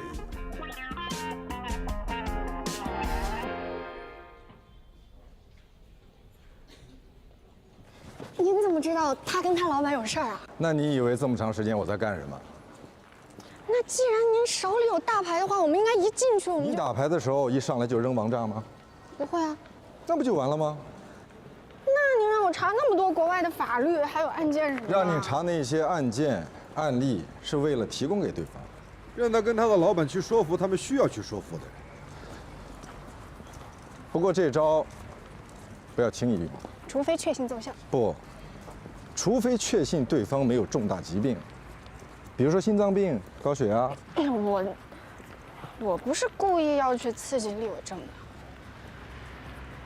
我觉得吧，他心里一定有问题，典型的精神分裂。你想呀，他好起来的时候对丽娜母女可好了，但是他发作起来，那真的叫六亲不认。哦，原来你是一个被法律耽误了的精神病专家呀。罗老师，有一个问题我一直……他们为什么不去做亲子鉴定？对，你为什么不带着你父亲去做亲子鉴定呢？或者说你父亲没事带着你去做个亲子鉴定？因为我们不需要啊。那他们就需要吗？因为周围的人都说他们不是。那就要证明给周围的人看吗？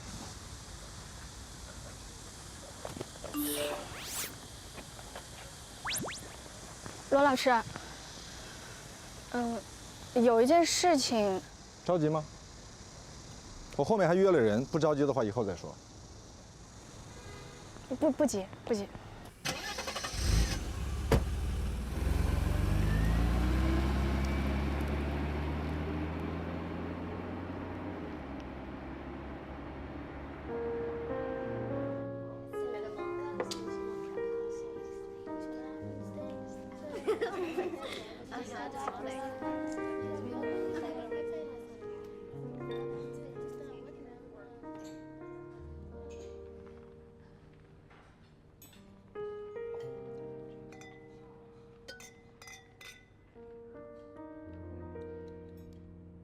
Thank you。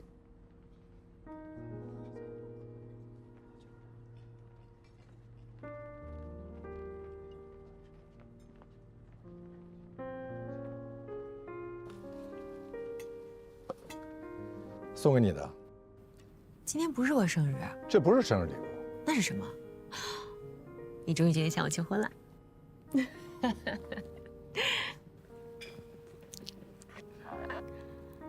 谢谢。不客气。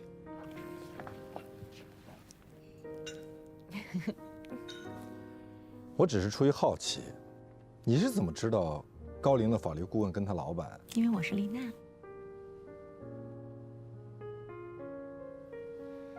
欢迎你回来。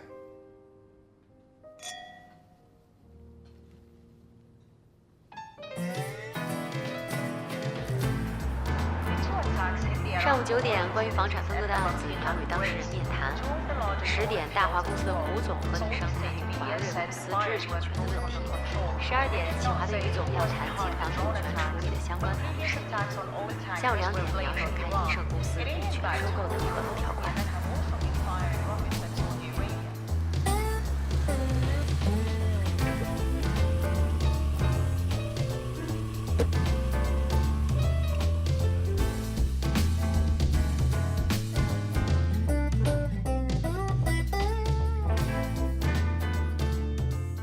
说这个事情啊，我都不好意思去麻烦别人。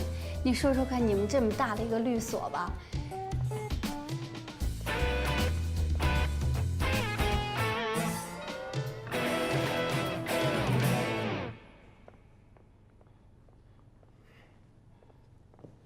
请你给蓝红打个电话，让他把律师费支付了。这是丽娜让我亲自跟你说的。我为什么要给他打电话？她不是我的客户，但她是你的前女友。如果不是你的缘故，我不会接她老公的案子。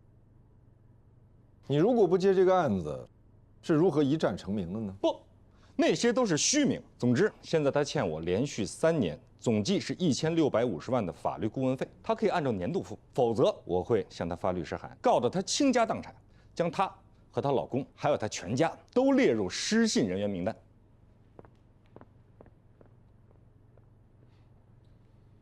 谢谢你啊。没关系，这个事情吧，我到时候还是要跟我的老师去说一下。那您先往这里走。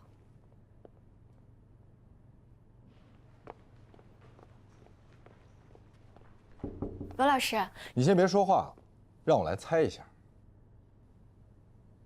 她结婚N年，相夫教子，没什么过错，但是丈夫不再爱她了，所以她怀疑自己的丈夫有小三儿，但是呢，又没有什么证据。而且，如果我没猜错的话，她丈夫应该已经很久很久没有回过家了。所以说呢，她想要离婚。但是根据中华人民共和国婚姻法，她和她丈夫又没有什么夫妻共同财产，所以什么也分不到。可是呢，她又不甘心只听命于她的丈夫，忍气吞声，别折腾，好好的看家护院。她丈夫有很多的房产，还有商铺，但是都购于婚前，婚前房产不属于夫妻共同财产。他是不是以前咨询过您啊？当然没有。那您是怎么知道的？我还知道他没有付你咨询费。他没钱，不过他答应我们了。如果说我们可以帮他胜诉的话，他是会付我们律师费的。我们可以走风险代理嘛？风险代理的意思不是律师承担所有风险。你别用这种眼神看我。我告诉你我的判断是什么。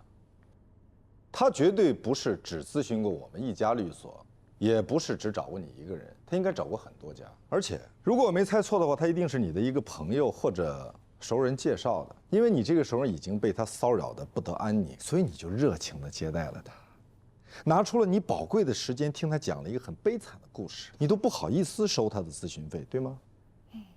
是他自己主动说，如果你肯帮他赢了案子，他会重谢你，对吗？哎呀，罗老师啊，她真的特别可怜。您好好想一想，她跟她丈夫结婚多年，为他生儿育女，任劳任怨。看来你还是没听懂我的话，那就让我直接来告诉你，他的这个案子胜诉的希望非常渺茫。这就是为什么他咨询了很多家律所，但没有律师肯接。是，虽然不是所有的律师都视财如命，但是谁会接一个既没有钱，又会输的案子呢？而且更关键的是，她的丈夫一定有法律顾问，她的法律顾问一定会告诉她，婚前财产属于个人，所以她才敢这么明目张胆地欺负她，因为她知道，如果对方跟她叫板，那就是一无所有。所以说啊，您不觉得她很可怜吗？啊，她丈夫足足有10套商铺，1年光租金就有100万，10年就有1000万啊！可是她呢，她什么都没有。你再说一遍。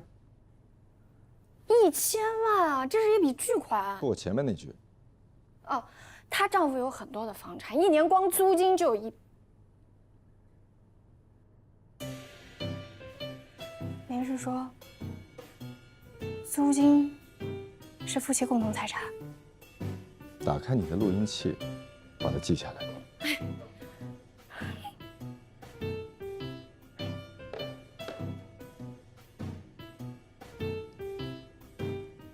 我已经说完了，我是说把你自己理解了的录下来。啊，是这样啊，谢谢罗老师。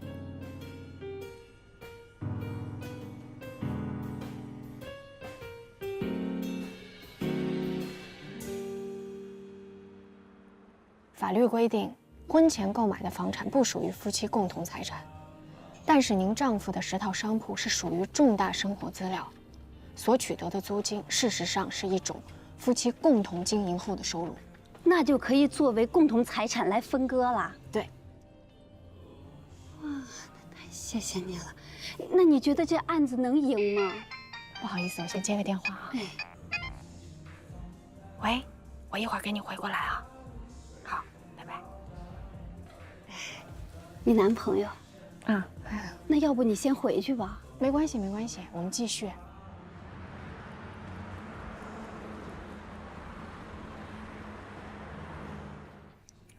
你今天又没跟罗宾提辞职吧？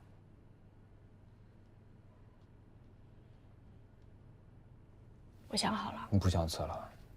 我是不想现在辞。为什么呀？你知道为什么？我不知道。我答应林家映了。谁是林家映啊？你知道他是谁？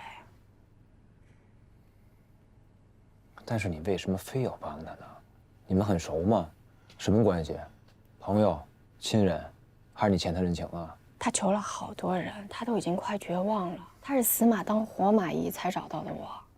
我既然接了他的案子，我就不能让他失望。我没有办法拒绝他。怎么没有办法呀？你是罗宾的助理，你可以把事托给罗宾啊。那怎么可能嘛？为什么不可能啊？你要不想辞职，你就明明白白告诉我，你干嘛非要给我找那么多借口呢？你先说丽娜哦，遇到事儿了，你不好意思提辞职。现在好不容易等到丽娜这事儿过去了，又蹦出了一个8竿子打不着的林家映。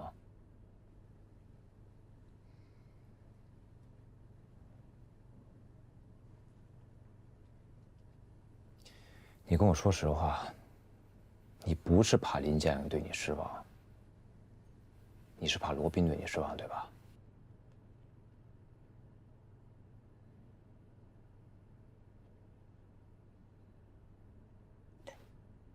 明白了。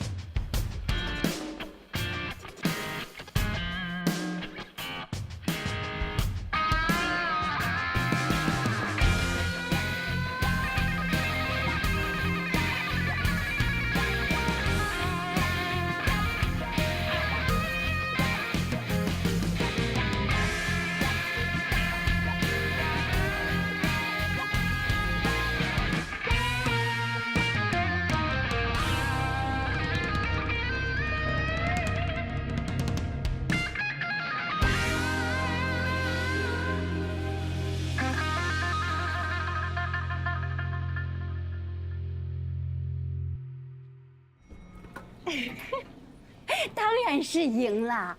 我现在在律所来拿判决书，你想什么呢你？以后就来找你啊。给您。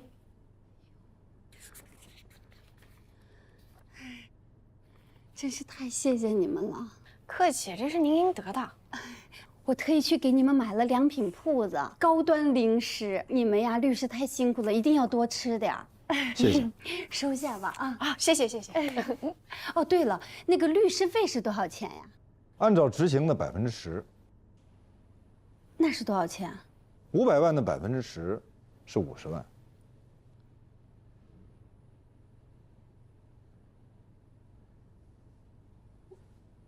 哎呦，要不这样吧，我给你们5000块钱咨询费。小戴，当时不是说好了吧，每个小时咨询费是3000块钱。哎呀，我就是问了问你们呀，你们也就是给我出了个主意，对吧？以后还可以当朋友，我可以给你们介绍客户的，就这么设定了啊。5000块钱我微信转给你，那我就先告辞了。哎，这个很贵的，就这么设定了，微信转给你啊。我你等一下。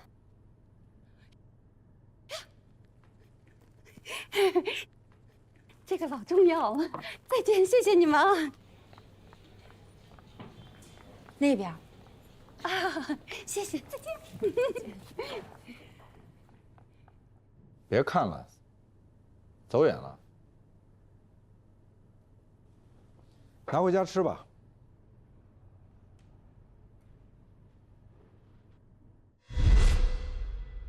律所章程明文规定，晋升高级合伙人一个必须满足的条件，是原有合伙人同意。对，律所的章程还明文规定，如果原有的合伙人犯了重大的错误，对律所造成了重大的损失，律所的管委会主任有权提议对该名合伙人做出劝退的处理。你只是一个错别字，并没有给客户带来实质损失。罗宾是好样的，是他力挽狂澜，否则损失不可估量。事实是，并没有造成重大损失。事实上，是你犯了错误，差点错过了客户的诉讼时效。这个对于律所来说就是重大的错误。您是在暗示我，如果我不同意罗宾晋升为高级合伙人，您就要将我劝退。科学表明，人是唯一接受暗示的动物。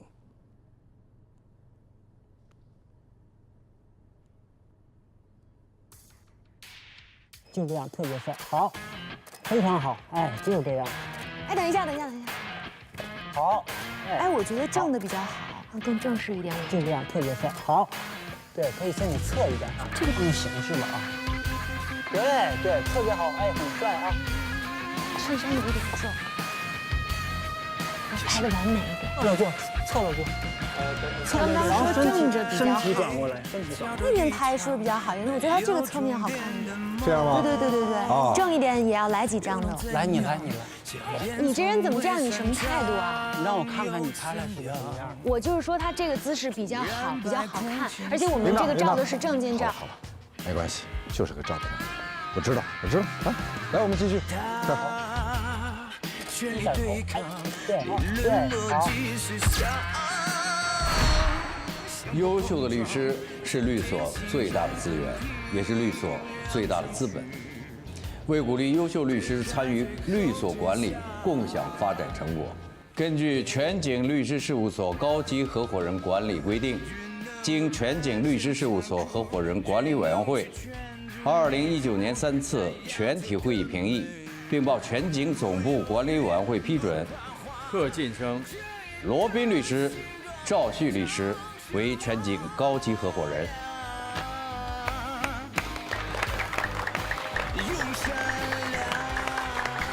好好干，别瞧我爸。是，还有很大进步空间。又来了。祝贺。谢谢。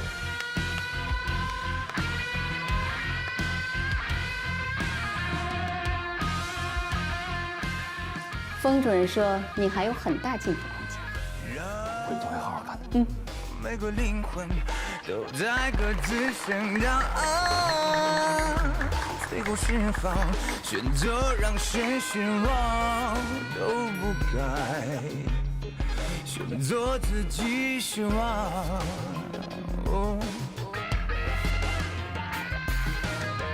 对真理无限渴望，对远的充满信仰，迎风迎才是较量，多疯狂，多倔强，这你的心转长什么模样？用善良。难得我们大家聚在一起，那么这样，去河南。哎，这是个好主意。走吧。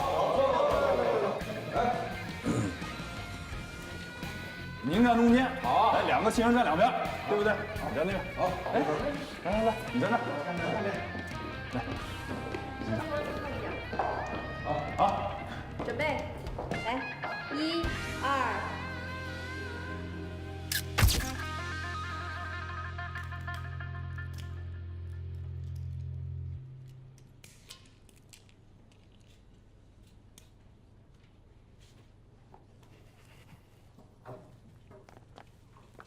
你的办公室不在这儿啊？我是来找你的，早上来过一趟，你没在。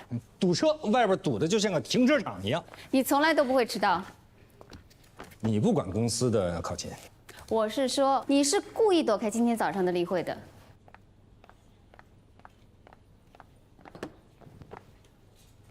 你到底想跟我说什么？你是不是想跟我说，你曾经给我机会，但是我没有珍惜，因为我反对跟你一起反对罗宾？我就是怕你误解我。事实上，我一直想让你成为公司的高级合伙人，但是封印更欣赏罗宾。我没有看到你更倾向于我。那是你没认真看。我认真的看了。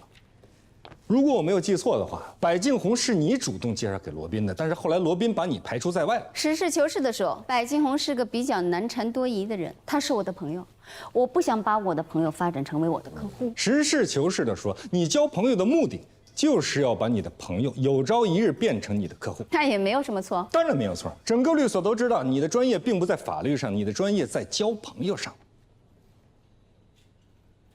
你不能把你没有晋升为高级合伙人的怒火发泄到我的身上。你的理解太狭隘了。那你怎么理解？提百敬红这些陈芝麻烂谷子，不就是为了要刺激我吗？那是你的理解，我只不过是想提醒你。提醒我什么？提醒你当初就在向罗宾示好，否则你应该把我直接介绍给百敬红，而不是介绍罗宾。况且当时你就知道，我跟罗宾都在一起争取百敬红。你不清楚的是，百敬红她想找一个男朋友。我也是单身。你不会喜欢有钱又强势的女人。但是你没有给我这个选择的机会啊！你直接去找罗宾，而不是来找我。本来你可以跟我说，何塞，我认识一个富婆，你想不想去见一见？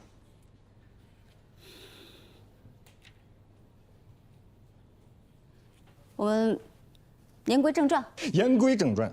就是你当初就想去拉拢罗宾，但是后来发现拉拢不成，你没有想到罗宾对封印会有这么高的忠诚度，这一点超出了你的想象。而现在罗宾已经做了高级合伙人，如果他跟封印在一起了，他们俩狼狈为奸，你就更没有话语权了。所以你会到我的办公室来，坐在我的沙发上来拉拢我。你说话总是这么一针见血。我不喜欢绕弯子，如果一针我就能扎出血来，我绝对不会浪费时间去扎第2针。好，开门见山。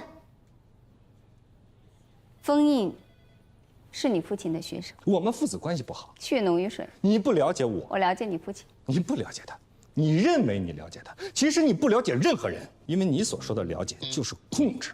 你想控制所有的人，你没有试图去了解任何人，所以你现在会孑然一身，你不会去爱任何人，任何人也不会爱你。人和人之间除了爱与不爱，还有其他的关系。比如呢？比如尊重、欣赏、惺惺相惜。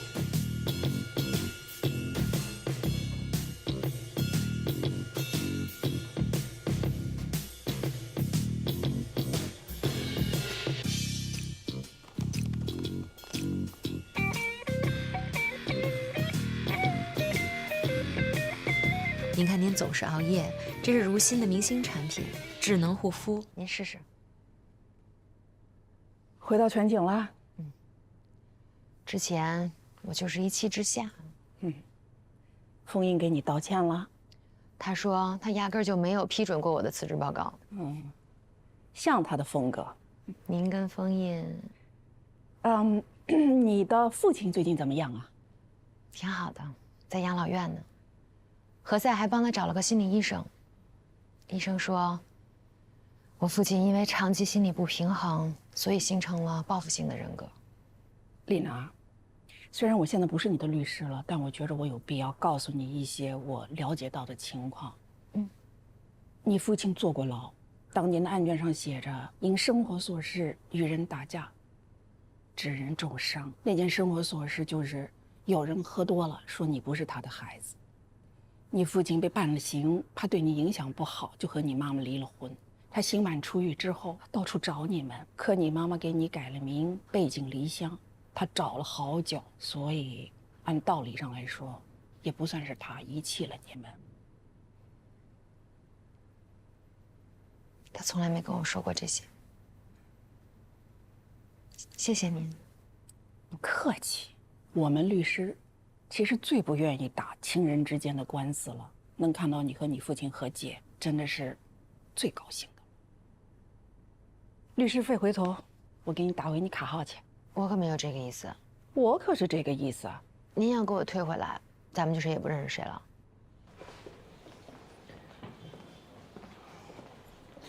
您别送了。好，拜拜。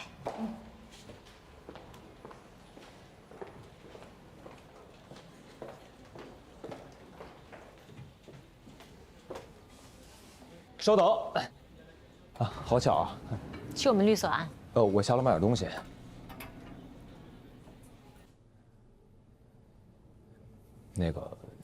那天在医院，我对您和罗律有点失控。可以理解。你们打算什么时候公开啊？还想瞒着我？没有，我们是想公开的，但是公开了，黛西就得离开全景了。哦，对了，我忘了，我们是竞争对手。哎，也可以是你离开龙科呀。啊。放心吧，我不会跟佳敏姐说的，谁也不说。谢谢，谢谢您。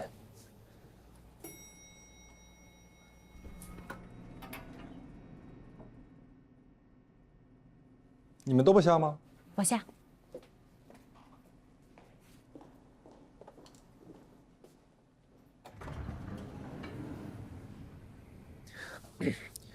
罗律，没关系，黛西已经跟我解释过了。什么事儿啊？你在医院的表现，能理解。我是。一会儿别迟到啊！哎，不是说哪些人啊？就我上午跟你说那两个啊，长得漂亮点啊。嗯。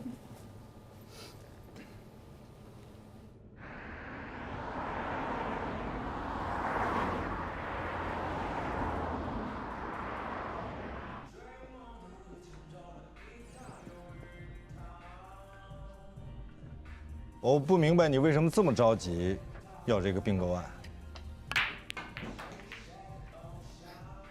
因为我想多点时间跟你打台球啊。可是我必须得多花一些时间为你做尽职调查。拜托，机会稍纵即逝。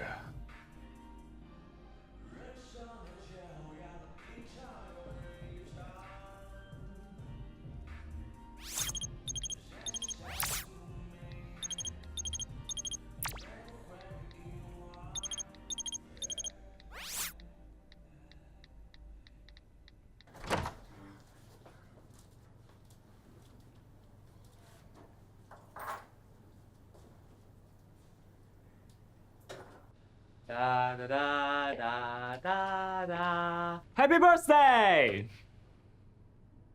今天是我的生日，忘了吧？我一猜你就忘了。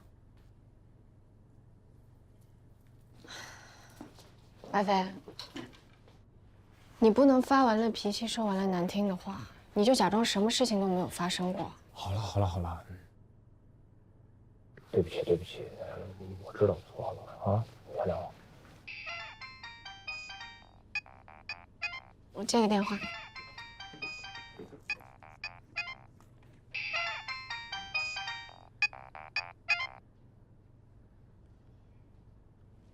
喂。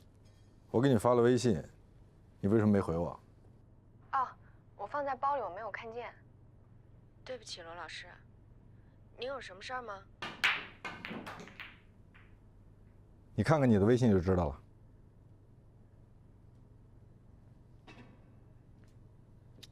进了吗？没有，到你了。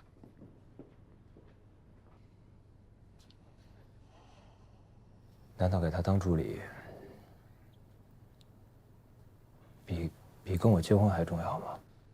万飞，咱俩别吵了，行不行？我还要回所里呢。别，咱们说清楚，你舍不得什么？我舍不得律所，我舍不得工作，我舍不得我的同事。你干嘛不说你舍不得罗宾啊？是，我最舍不得的就是他。我跟他在一起工作，我特别有成就感，这种成就感我从来就没有体会过。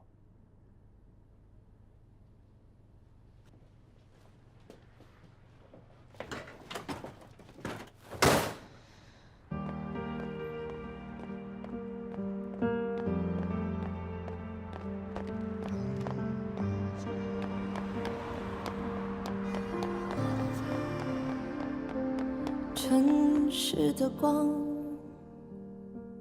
霓虹的想象，此消彼长，真相被隐藏。我失去的和错过的，像无数之刻，考验我的脆弱。曾击溃的喧嚣着，终追不舍，又经历过那么多，才能勇敢面对挫折，重来夜色如墨。我用力过每一刻都有快乐，我还是我，把伤痛写成一首热烈的歌，绚烂的歌。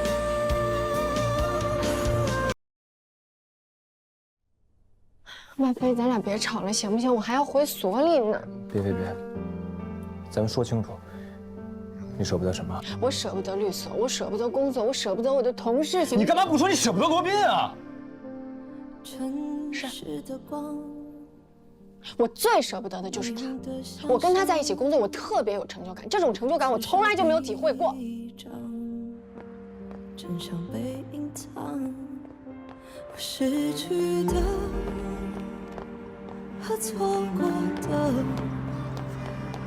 像无数之刻，考验我的脆弱。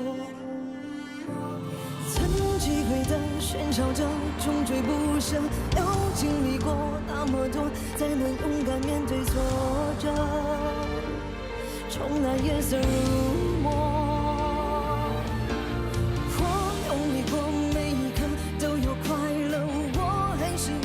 伤痛写成一首热烈的歌，绚烂的歌，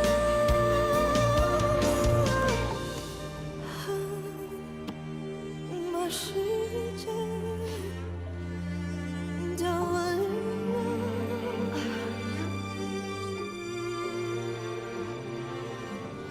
曾击溃的喧嚣着，终追不舍，又经历过这么多，才不枉费一遭活过，留下一笔浓墨。我用力过每一刻都要快乐，我还是我，把伤痛写成一首热烈的歌，绚烂的歌。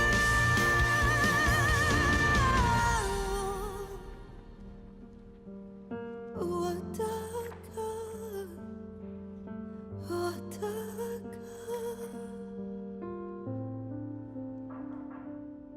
罗宾老师，你回家休息吧。我没事儿。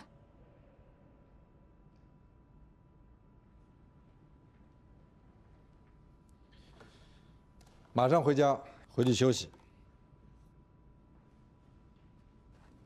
你要去哪儿？亲爱的何塞老师，我有事需要马上出去的。你不能出去。今天你值班，公益值班，能不能找人调换一下？因为我有一个非常非常重要的客户。难道只有你的客户是重要的，我们的客户就都不是重要的？你的理解力真的相当感人。我告诉你啊，根据《中华人民共和国律师法》第47条，律师拒绝法律援助义务的，可以处以5000块钱的罚款。我马上转给你。情节严重的，给予停止执业3个月以下的处罚。何塞老师，罗宾老师他做过好多法律援助呢。今天他值班，那我来。咱们律所不是规定助理可以替老师值班的吗？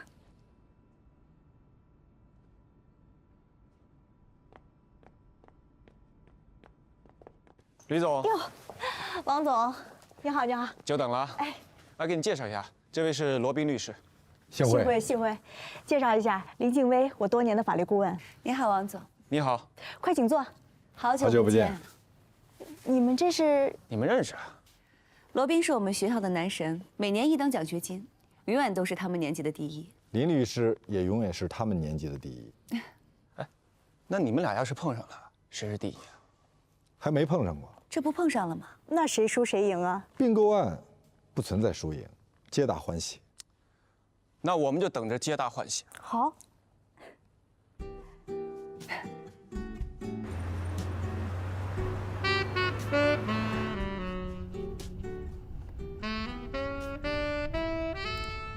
谢谢你送我。应该的。你什么时候做好初步建议书啊？我已经做好了。在哪儿？电脑里。让我看看。等你做好你的。我已经做好了。在哪里？在这里。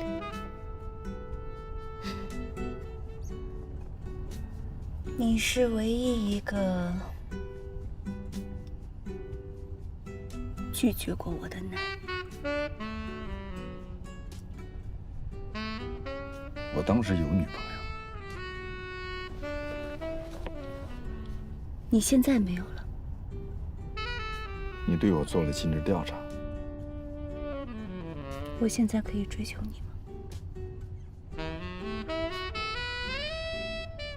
我有一个底线。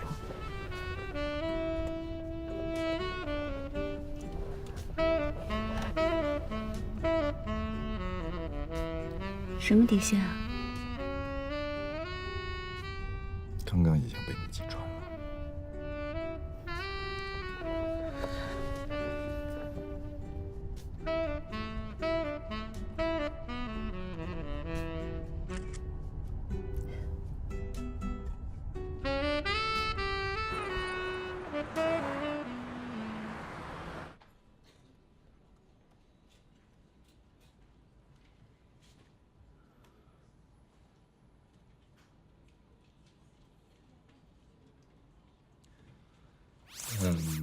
我今天一直在律所。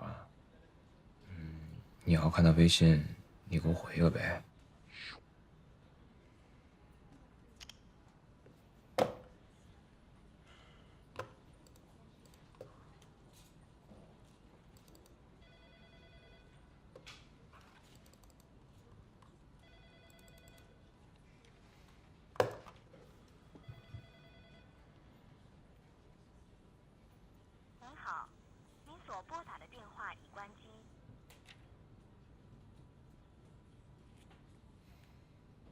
我现在住这个房子吧，是我爸单位分的福利房。我爸去世以后呢，是我和我媳妇儿还有我妈，我们一起生活。到这个80几年的时候，这房子能买了，我妈就和大家一起商量说，买下来。我当时属于工龄比较少，用的是我哥的工龄。这房款3万8是我出的，属于这个成本价购买。这事儿呢是让我大姐去办的，我大姐呢就以我哥的名义交的这个房款，这房本也在我大姐那放着，我稀里糊涂就不知道这房本上它不是我的名字。您说完了啊？从法律的角度讲啊，这个判决没有什么问题。按照物权法，这房子呢归您哥哥，他想要出卖不存在任何问题。你这么说话就不对了。我们那时候兄弟姐妹感情还特别和睦。我妈说房子是我的，谁也没反对意见啊。我也不知道那个本上的名字不是我的。后来我妈这突然也去世了，谁也没提这房子的事儿。您可以选择重新起诉啊，他们起诉您归还，您可以起诉他们析产啊。我能重新起诉吗？起诉是什么产？析产。析产。不要动不动的就建议别人重新起诉啊！诉讼有风险，你承担吗？不是，何塞老师是这样的，陆先生的房子是属于原始的父母福利分房啊，再加上陆先生他也有出资啊，所以说如果房子都归哥哥所有的话，是有失公平的。造成今天的局面，您也是有错误的。我也有错？怠于主张自己的权利，是什么意思啊？你看，您母亲在世的时候，大家都认为您出资、您居住，产权归您。当时为什么不写一个家庭协议呢？我当时不没想到这个吗？您刚才说那个重新起诉，那我该怎么弄啊？他是助理，他没有经验，你下班吧啊。好，何塞老师再见。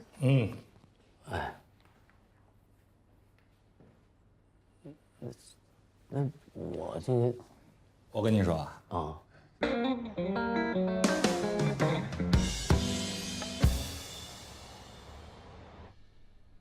我给你打了1天电话，你没接。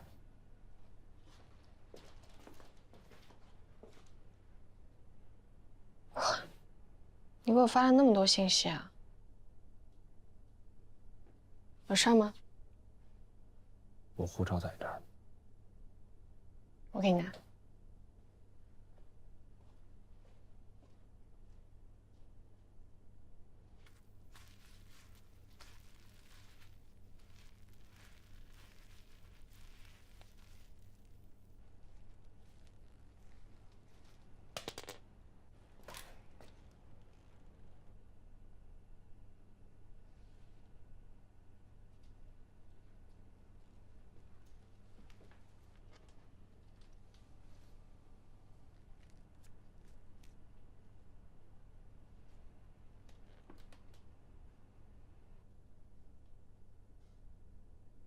留着吧，给你买的，毕竟爱过。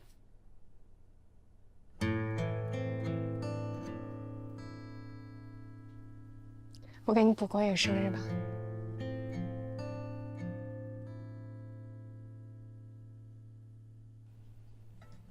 莫愁前路无知己。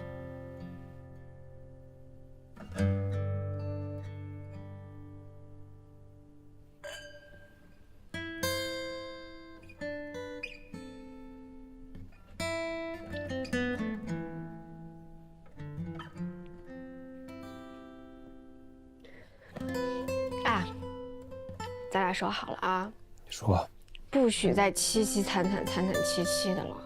你是去追逐你的未来，这是好事儿。去留肝胆，两昆仑。大哥，你是去留学，你别搞那么悲壮好不好？那我重说啊。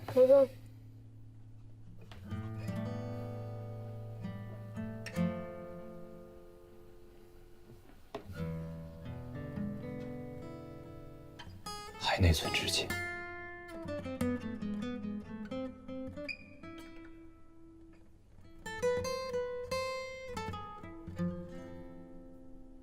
天涯若比邻。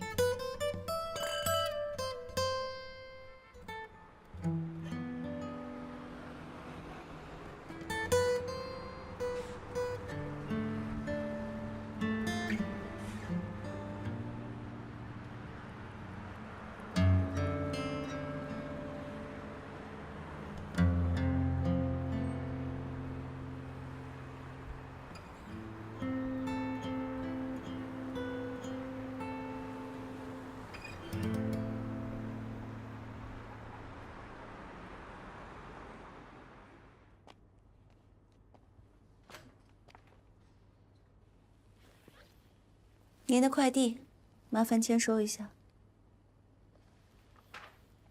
我们老板催我了，所以我赶出来了。你是怎么上来的？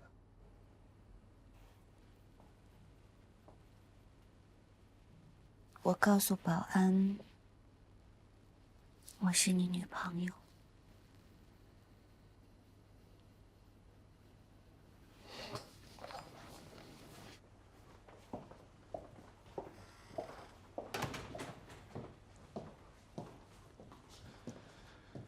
你们那位吕家老板，难道说就等不到天亮吗？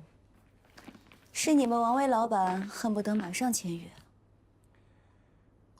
可是尽职调查，不可能一夜就做出来。我们没有那么多时间让你们调查我们，可以给你们看的都在这儿了，抓紧看，不然我们老板会改变主意的。你在开玩笑？我从来没有给你开过任何玩笑，都是认真的。包括我说我爱你。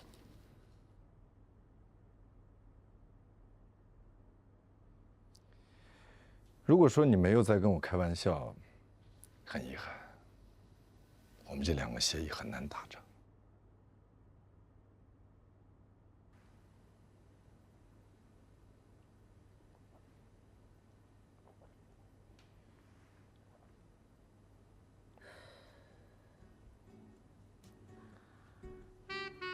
那我会告诉你的老板，是你否决了我的建议书，然后你的老板可能会换掉你。毕竟你的老板比我的老板更想达成并购。那我也会让所有人都知道，是因为你不给我们提供你们内部的财务数据。账目报表。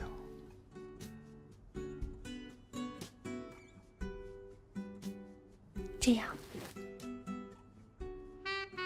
你给我看你们的，我给你看我们的。OK。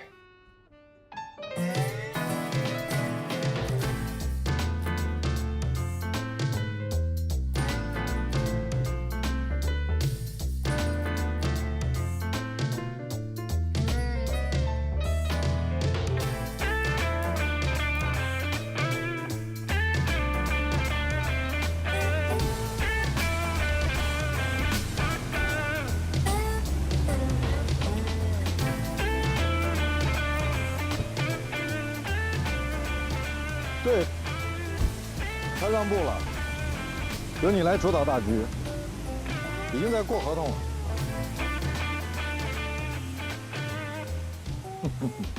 当然，那就这样。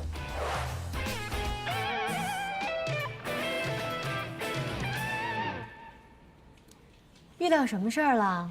这么开心？黛西呢？什么事儿啊？何塞老师投诉你，说你在值班的时候冒犯了。我就发表了一点点和他不一样的看法而已。可是人家陆先生现在点名让你去提供法律服务，那何塞还不得暴跳如雷？那我一会儿去跟何塞老师解释一下吧。越抹越黑。黛西小姐，我真的很感谢你，你自告奋勇替我去值了个班，然后无事生非给我找了个事儿。黛西肯定不是故意的。是嫌我工作还不够忙，事情还不够多，对吗？黛西，还不赶快谢谢罗老师？咱们律所有规定，所有的助理不能独自接案子，不能单独承办律师业务，更不能在法庭或者仲裁庭上以律师的名义发表代理意见。罗老师，谢谢你。只要你把这个案子接下来，你让我做什么都可以。你真的什么都愿意做吗？我什么都愿意做，您说吧，让我做什么？少给我惹点事儿。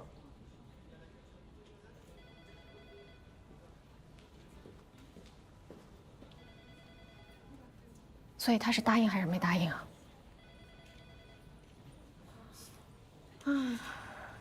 你们何律师不建议我重新起诉，这我也能理解。他是怕万一重新起诉，要是败诉了，我会找你们麻烦。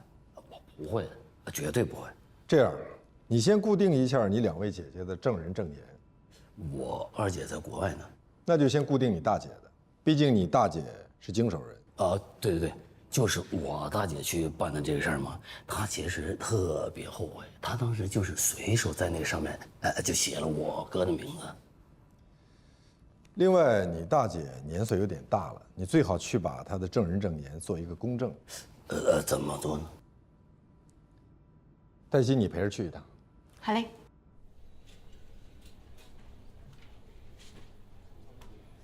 太好了，谢谢。好，太好了。那就这样啊。哎，谢谢。不客气。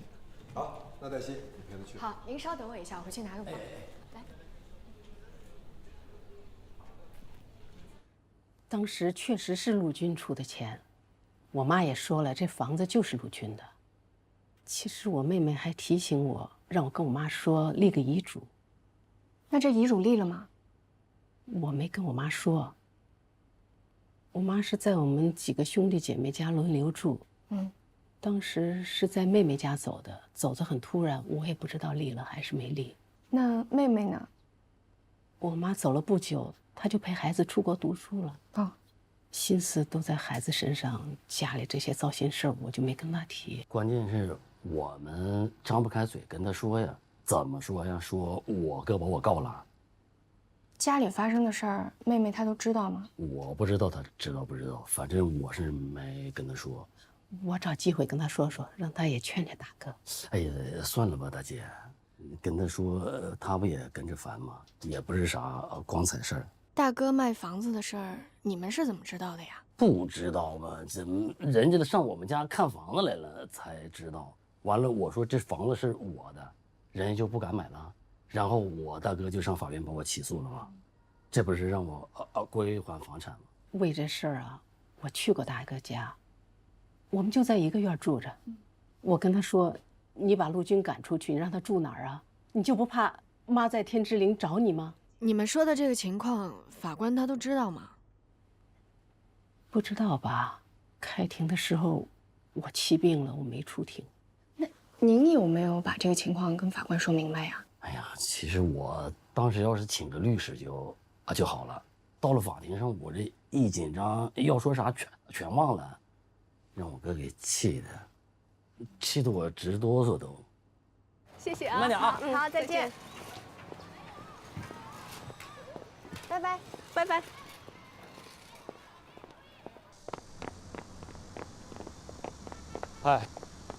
嗨，好巧啊！是挺巧的，我现在是你客户哥哥的律师，他们兄弟姐妹都住这一家住院里。不可能。你可以问何塞。何塞？人家哥哥知道你们给他弟弟出了一个重新起诉的主意，就去你们律所闹了。然后何塞就把他哥哥推荐给了你们。我没在现场，我也不知道具体情况。反正廖主任让我过来，让我跟他哥哥接洽，还说是何塞律师介绍的。那你回律所吗？我回。走吧，一起吧，我叫了滴滴。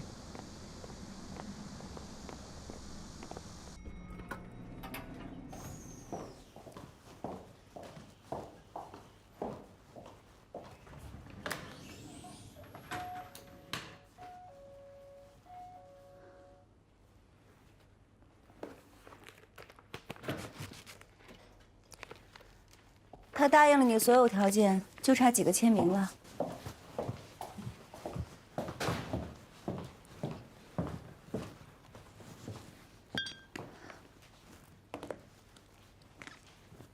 你还带了酒？庆祝怎么能没有酒呢？不，差几个签名也不作数，得等都签上再庆祝。你一直一个人住啊？你不是做过尽职调查吗？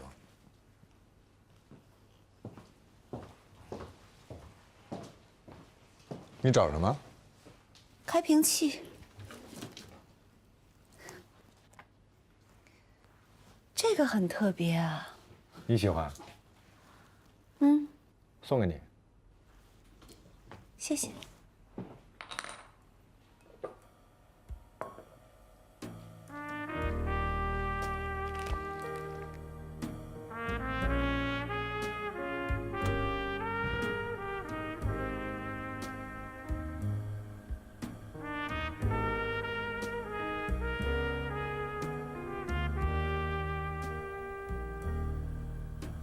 我第一次见你的时候，就知道终有一天你会爱上我。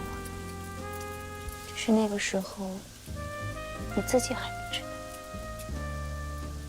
那个时候你还是一个小姑娘。自古英雄出少女。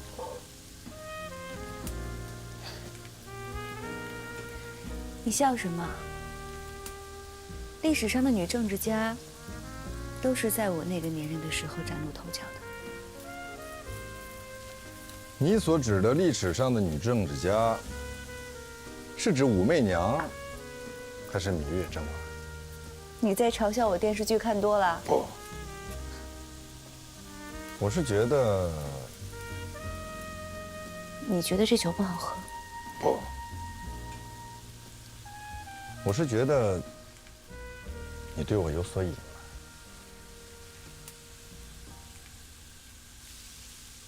你是说我谈过多少个男朋友？不，我是说我们在谈判的时候，你对我隐瞒了一些重要信息。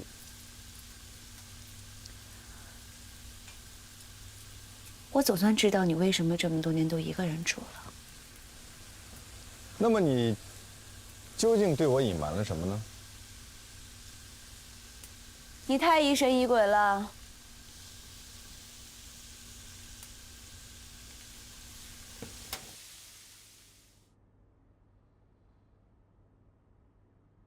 吕家的产业有不良资产，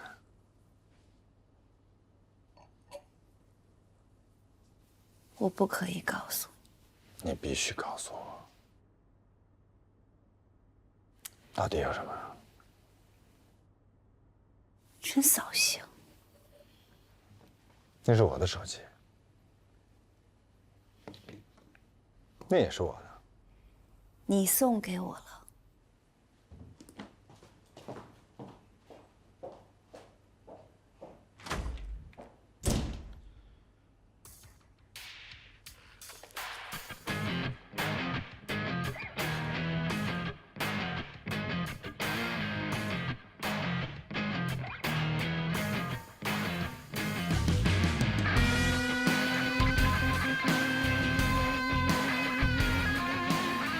跟你怀疑的一样，这次的并购非常像日新收购亚博。亚博的净资产只有8700万，但是他们给出的利润承诺分别是3000万、5000万、8000万、1.4个亿。上市公司根据这样的利润承诺，开出了20个亿的市场估值，但是亚博一直没有达到。他们子公司的高管害怕背负责任，就一直在找理由和母公司进行谈判。太过分了。吕家他们做了一个很好的包装，弄了一个很新的概念，跟咱们的客户说了一个他听不懂，但是却很好听的故事。然后他们说，你们再买就没机会了，我就卖给别人，对吗？您怎么知道啊？因为我交给过他。您教的可真好。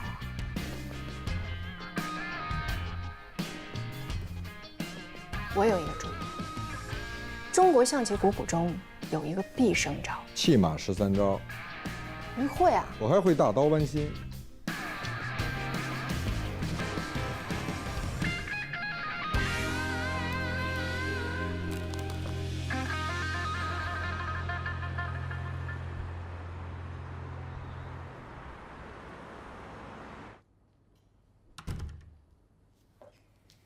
用突然袭击的方式，来表达你对我的爱意。其实我是来要回我的红酒塞的。法律规定，赠与物已经交付的，不可以随便撤销。不好意思，在我的职业生涯里，我从来没有犯过这种错误。你应该说，在你的职业生涯里，你从来没有犯过任何错误。我做过尽职调查，你从来都没输过。我研究了一下你的榜样。谁？那些通过男人获得胜利的女人。她们之所以胜利，并不是因为她们聪明，而是因为她们把自己当成了武器，她们摸准了男人的弱点。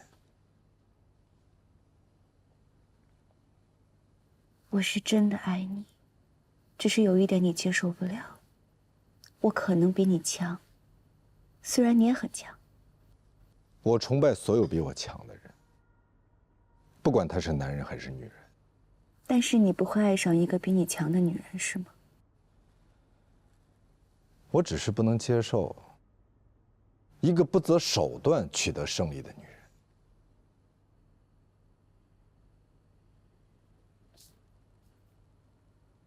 不管你怎么说，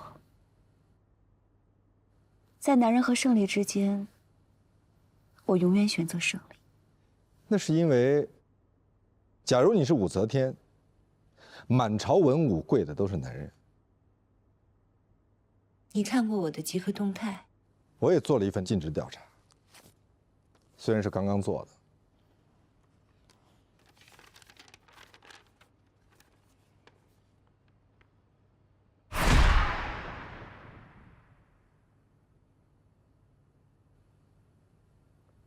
你开玩笑？我在笑吗？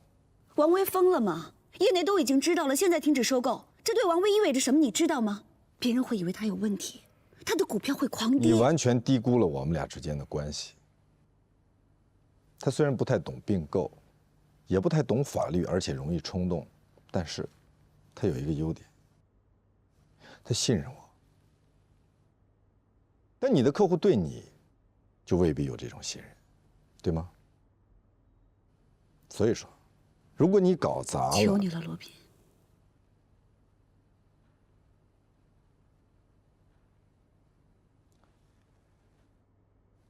这样，你向我们认个错，我们双方重新约定一个时间，并购条件重新谈过。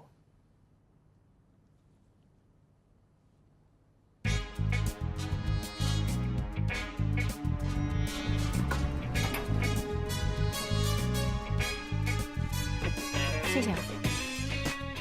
我想去找一趟廖佳敏，为什么？因为他让麦飞代理了陆军的哥哥陆离。看来我要找何塞好好谈一谈。您别去啊！为什么？怕暴露你的消息来源？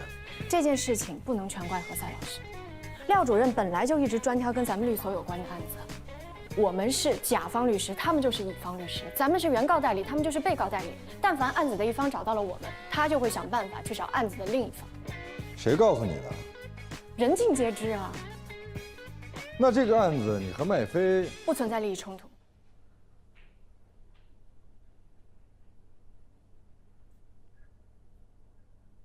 我们分手了。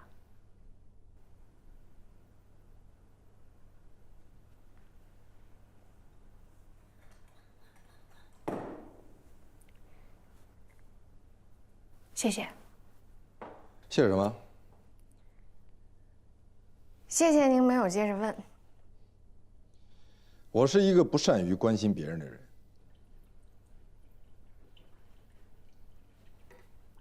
丽娜姐说，您是一个害怕建立亲密关系的人。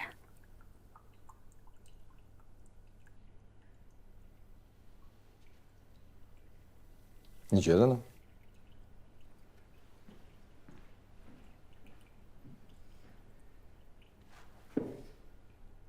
这罗宾怎么会接这种案子？可能是跟何塞置气吧。你怎么知道？我猜的。我实习那会儿，他们俩就在对着干。全警的人都在传罗宾在谈恋爱了。英雄难过美人关呐。廖主任，前台有个叫黛西的女孩要见您。好，让她等一会儿。你去把黛西领进来吧。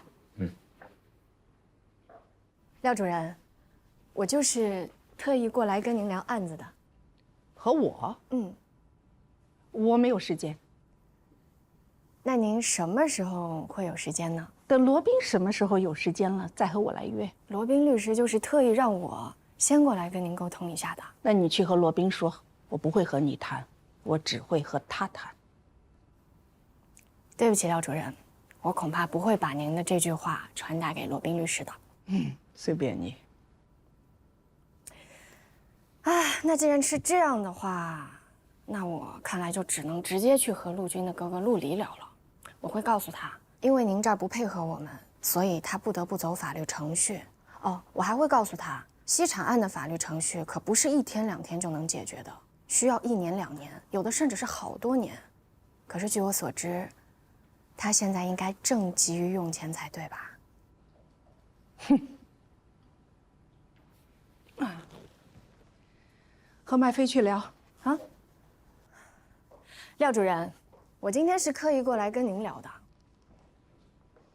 这很公平。我们去会议室吧，这边请。我了解罗宾，他是我师哥，我们在学校一起做过模拟并购案。行了，我想听听你师哥的律师意见。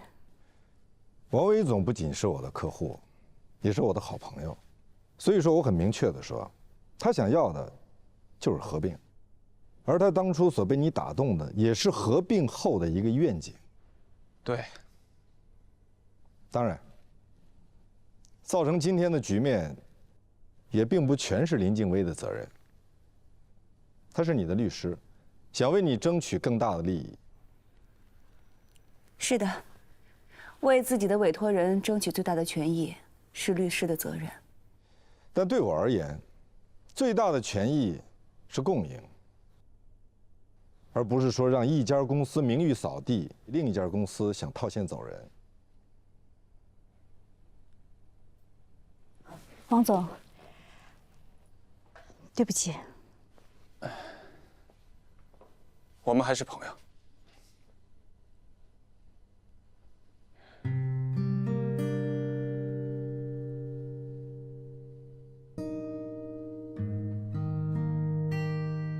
我们已经做出了让步了。对不起，我们要的不是让步。你是有法律义务把我的方案拿给你的委托人看的，你知道吗？嘿，合伙人接的案子交给一个助理来办，你们家就是这么对待客户的吗？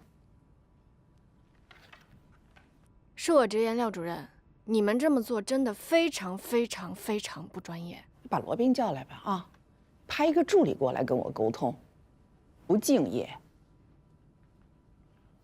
打扰了。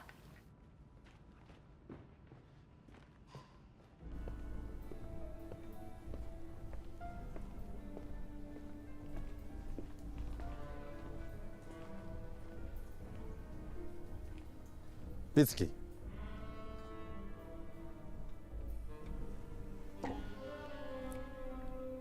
我们打一份工不容易的。你别装可怜了，你是亚洲商业法律杰出女律师，拿奖拿到手软。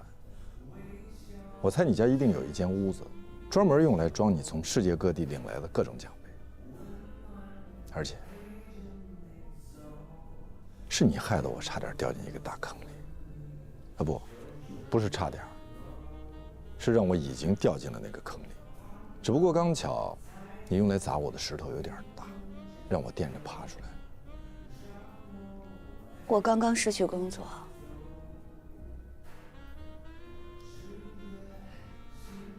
他们炒了你，我不想干了。这个不想干的理由是？我想嫁人。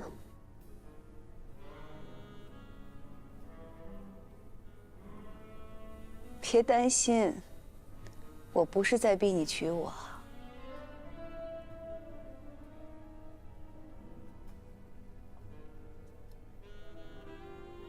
您的 whisky。谢谢。有一个男人，他追了我很久，我一直都没有答应他。他各方面都很优秀，而且对我很好。但是我一直认为你会爱上我。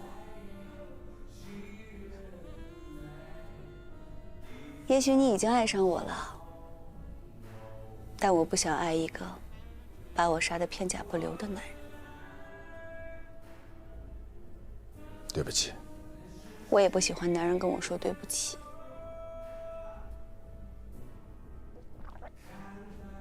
我要结婚了，别忘了给我包红包。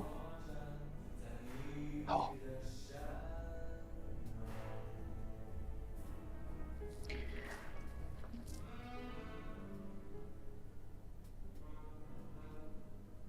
还有，给我新婚礼物。没问题。你想要什么礼物？祝福。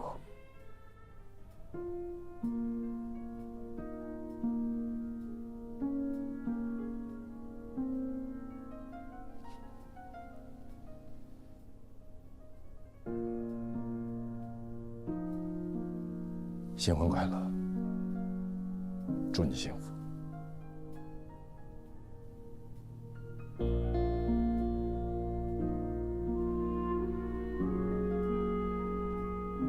我爱过你，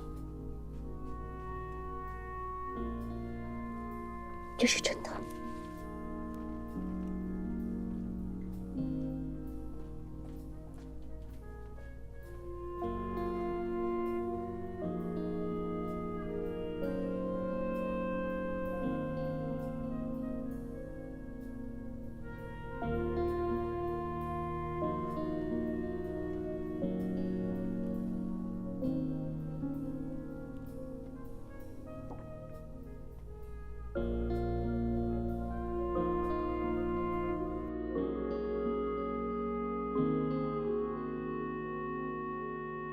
早上好。何塞老师找你。哦。怎么了？你好像被人投诉了。投诉？嗯。投诉我什么？客户说你把他的底牌让对方知道了。是，我是让对方知道了我们的底牌，可与此同时，我也知道他们的底牌啊。黛西。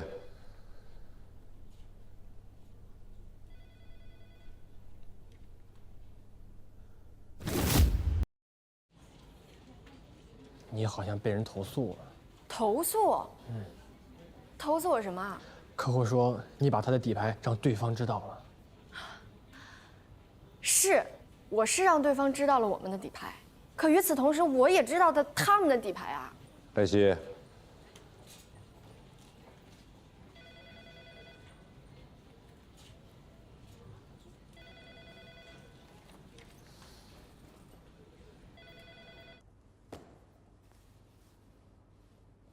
陆军是我们律所的客户，陆军到我们律所来投诉，说罗宾把自己的案子交给了一个助理，而这个助理是对方的卧底。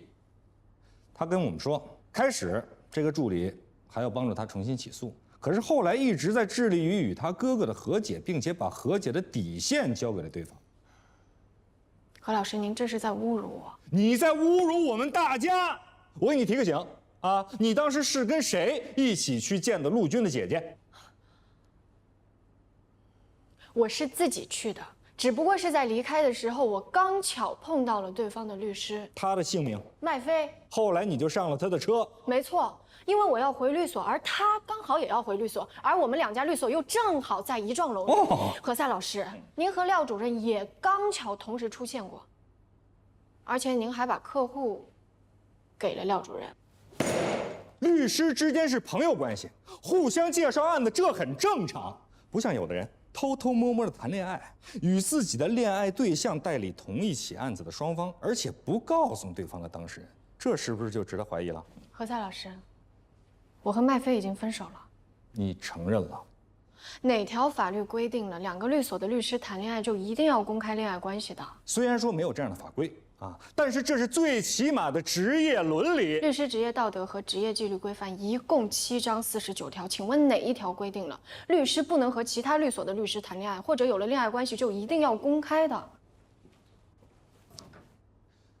是客户投诉，黛西是我的助理，由我处理。不，律所所有的助理、实习生都由我管理，我的除外。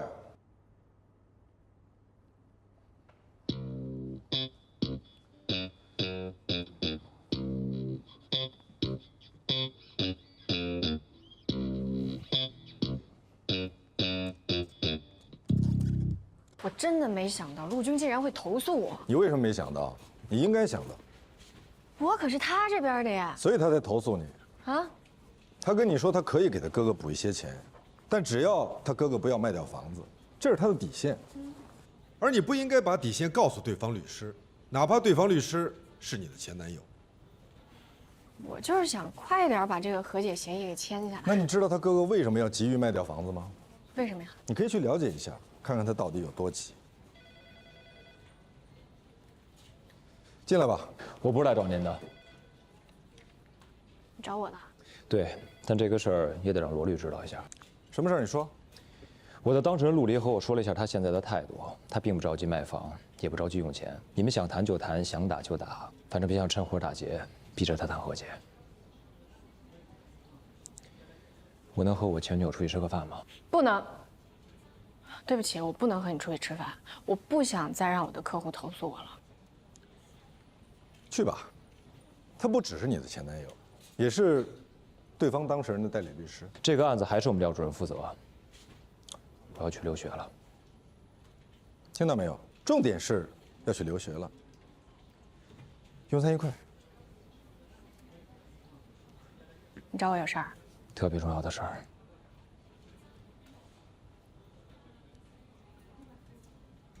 哎，林大姐。哎，林大姐。有个事儿啊，刚才你的那个客户的姐姐打电话来找你，总机接错了，给接到我这儿来了。啊，她说啊，有遗嘱，在妹妹那儿，房子是她弟弟的。哎，那她妹妹为什么一直都不拿出来呀？说是她妈妈走得比较突然，办完后事之后，妹妹就带着孩子出国了，把这事儿给忘了。当时其实也没有人提这个遗产的事情，因为老人没有什么遗产，就这么一个房子，大家默认这个就是给弟弟的。后来今天姐姐给妹妹打了一个电话，妹妹就说：“你怎么不早问我？咱妈有遗嘱在我这儿。”刚才他们还给我发了遗嘱的照片。那你能不能把这照片发给我看看呀？你们先去吃饭吧，一会儿原件就送过来了。罗宾老师他知道这事儿了没有？我想等原件送过来再跟罗宾说，你也先别跟别人说，也别跟你们客户说。为什么呀？他姐姐挺犹豫的，跟我聊了半天，说啊，其实他们两个姐姐希望这个房子最后还是能让他弟弟住，然后给哥哥一笔钱，双方可以和解。如果弟弟现在就知道有遗嘱往死里头搞，那他们兄弟俩不就真成仇人了？所以啊，咱们也先别多事儿，等他姐姐把遗嘱原件拿过来，听听他的想法，再说。行，我觉得有道理。快去吃饭吧。谢谢林大姐，拜拜，拜拜，拜拜。走吧。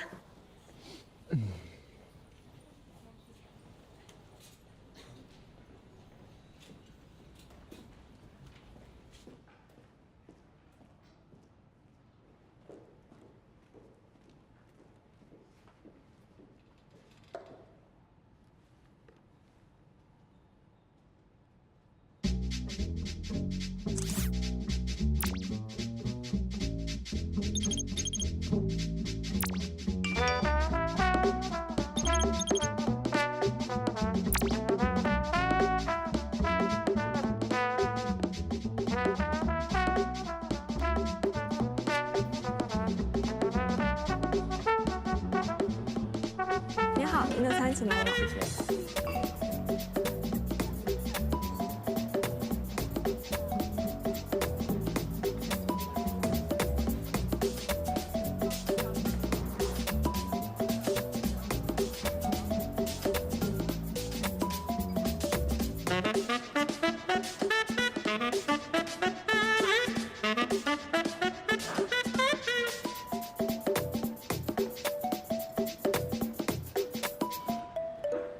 不好意思啊，工作上的事儿。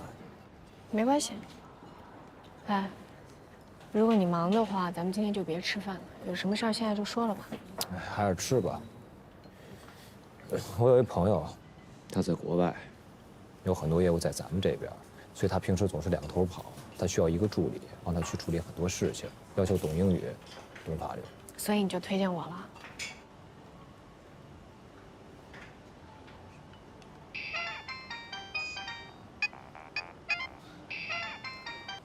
喂，罗宾老师。刚才廖佳敏来电话说，他希望双方能够尽快签署和解协议。他说这次应该让双方都会比较满意。真的？你赶快回来吧。哦，好的，好的，好的。我先走一趟了啊。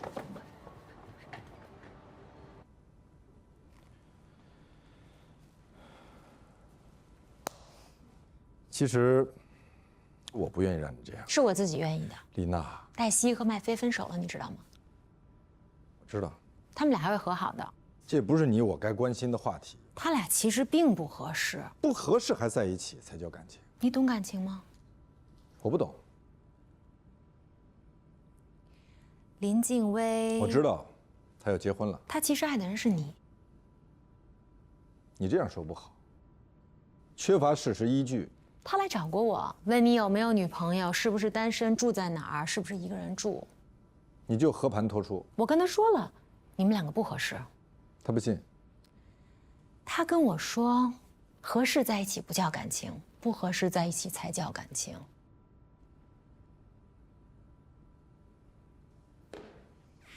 不过是你让他明白了，女人还是要找合适自己的人。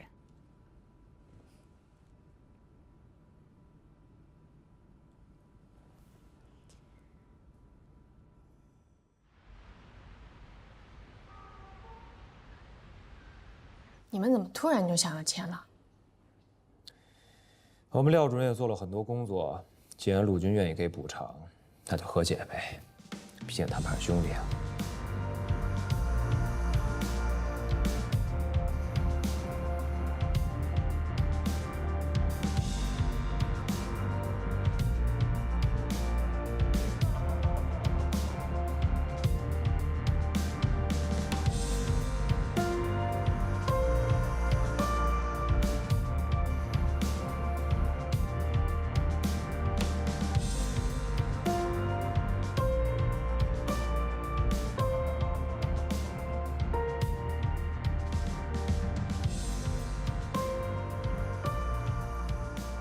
真是不好意思，最近给你们添了这么多麻烦，谢谢。不客气，你们要没麻烦，我们就没工作了。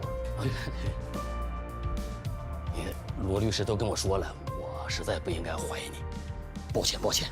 谢谢您了，廖主任。谢谢麦律师。哎呦，我们应该谢谢。那我送您出去。哎，走。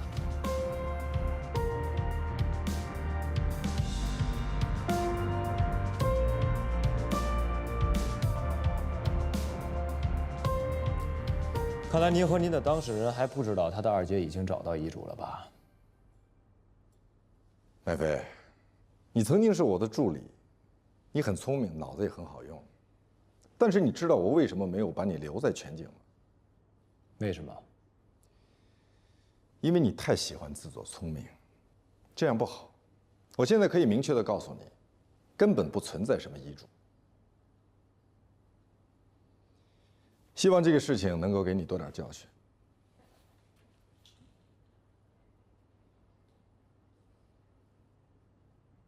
这样最好，兄弟之间嘛，哥，你要是需要钱，你就直接跟我说，你别不好意思，咱兄弟不存在。我这其实没什么，这不是你大侄子吗？他非要创业，我实在是没办法呀。哎，不过他跟我说了啊，你这个钱算投资，哎，你是他股东，哎，咱们怎么说都成，哥。哎，这边。哎。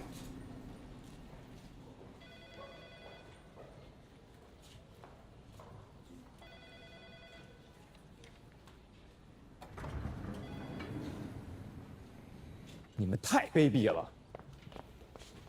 你说什么呢？你跟罗宾算计我，你们根本没有遗嘱。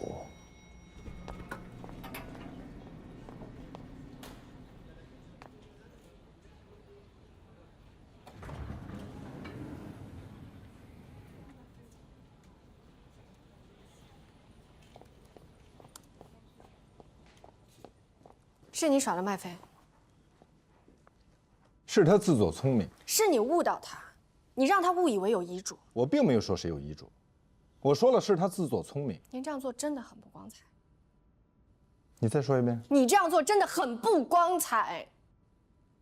我这样做是为了给他一个教训，并不验诈。我现在终于知道为什么麦飞他无法从心底里真正的去尊重你。我不需要他的尊重，我不需要任何人的尊重。你竟然敢冲进我的办公室质问我，我不需要你教我，我不需要你告诉我什么是对的、光彩的，什么是光明正大的。现在让我来告诉你：第一，胜利就是胜利，胜利好过失败；第二，如果他妈妈有遗嘱，那也一定是希望他们兄弟和解，相互帮衬；第三，即使是好人，为了达到正义的目的，有的时候也必须使用一些手段。如果你想成为一个好的律师，请你记住这3点，牢牢记住。出去。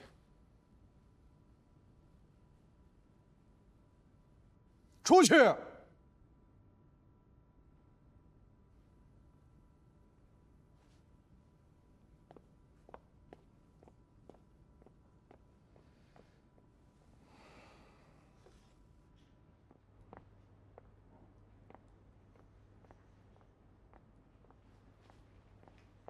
什么事儿？我被骗了，主任，对不起。你被骗了，为什么要和我说对不起？他们没有遗嘱，他们误导了我。然后呢？基于重大误解、乘人之危，采取欺诈手段签署的协议。那我并没有跟陆离说有遗嘱，所以不存在着重大误解、乘人之危以及欺诈手段。那您知道是罗宾他们在故弄玄虚了？我知道，如果我告诉客户有遗嘱，最后没有，客户会跟我没完没了；如果我告诉客户没有遗嘱，是对方虚张声势，万一真的有，客户还是会和我没完没了。无论有还是没有，我都会很被动。所以罗宾他们太过分了啊！所以我只是把你前女友的和解方案给了陆离，告诉陆离，如果他立刻接受，马上就能拿到钱；如果不接受，胜负难料。所以无论他做什么选择，我们都没有任何责任。我学到了，主任。你和黛西真的分手了？嗯。你走了之后，黛西和罗宾吵了起来了。啊？因为他认为罗宾骗了你，非常不光彩。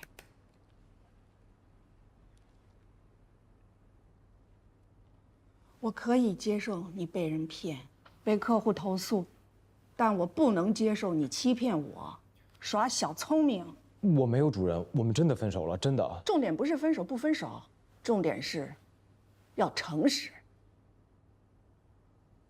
我记住了。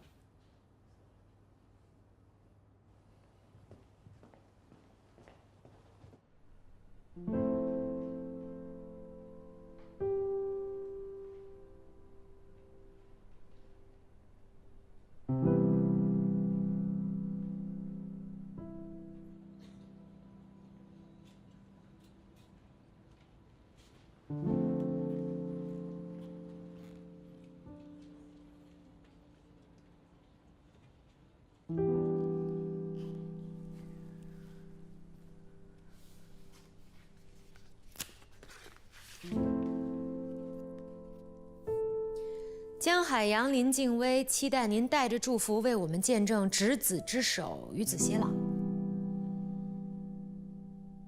你怎么还没下班？这份请柬自从我送来到现在，一直放在同一个地方。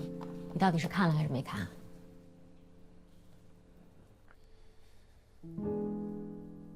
有一件事儿，我不知道怎么跟你说。想让我假扮成你女友，手牵手一起参加婚礼。丽娜，你是不是想说，我不应该误导麦飞，编出一个遗嘱来？可是效果很好啊。效果是很好，可是你是想说不光彩，还是因为黛西说了不光彩，所以你觉得确实不光彩？你别多想。我没多想，你从来不是一个按常理出牌的人，也不在乎别人的看法。是，我确实从来不在意任何人对我的看法，我也经常遭人非议，说我不光彩，但我并不放在心上。为什么现在放在心上啦？我在反思我自己。反思的结果呢？从今以后洗心革面，不再关心输赢，只关心粮食和蔬菜。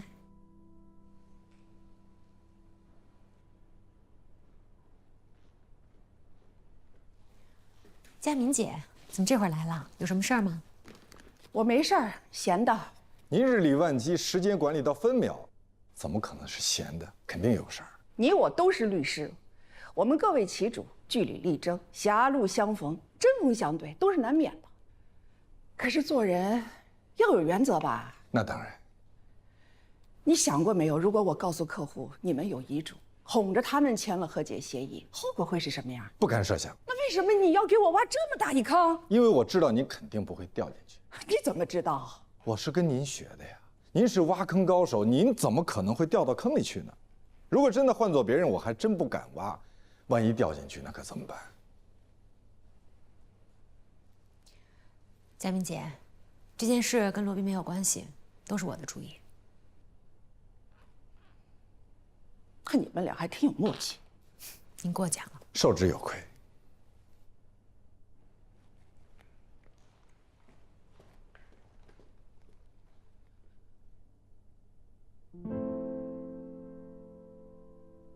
收拾一下东西，下班吧。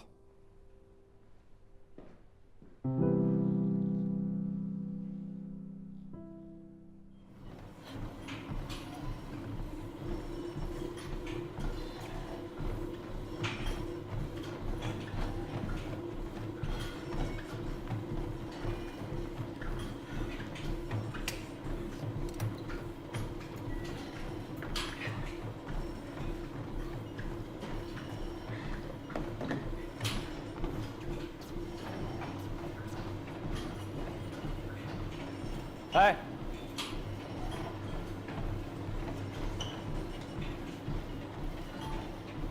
你找我什么事儿啊？那个，听说你怼罗宾了？是，不过你不要误会，我怼他可不是为了你，咱俩已经分手了。不管为了谁，那在全景敢怼罗宾的不多，你算是创造了一个记录。什么记录？在你之前，那从来没有律师助理、实习律师敢怼老师的呀。你也没有怼过吗？我当然没有了，我一向尊师重教。你少来！你在我面前可没少说罗宾的坏话了。是，无爱无师，但无更爱真理。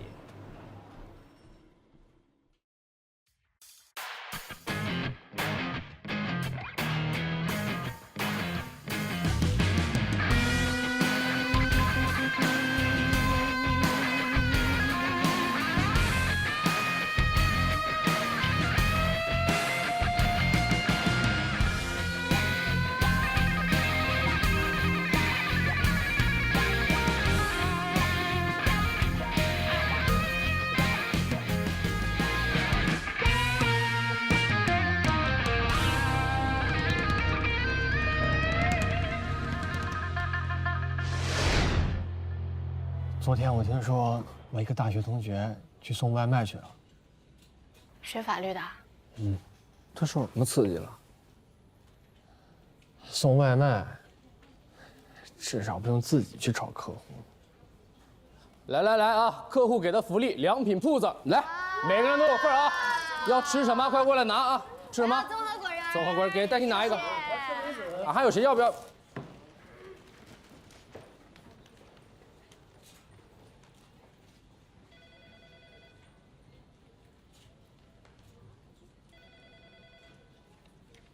哎，我觉得你的何塞师兄今天脸色不太好。只要高级合伙人开会，何塞师兄的脸色肯定不太好。如果现在有一盏阿拉丁神灯摆在我的面前，你就许愿，律所的高级合伙人永远都别开会。不会许愿，让何塞立即晋升为高级合伙人。你都有阿拉丁神灯了，你为什么不许大一点的愿啊？对啊，你比如世界和平，再也没有不公平和非正义。那咱们就失业了。你许一个稍微大那么一丁点的愿望也行。比如，坐在封印位置上的人是你。我们的律所总榜排列第一，客户的胜诉率也同样是第一，但是好评率排第二。那是因为有的人对客户太强硬。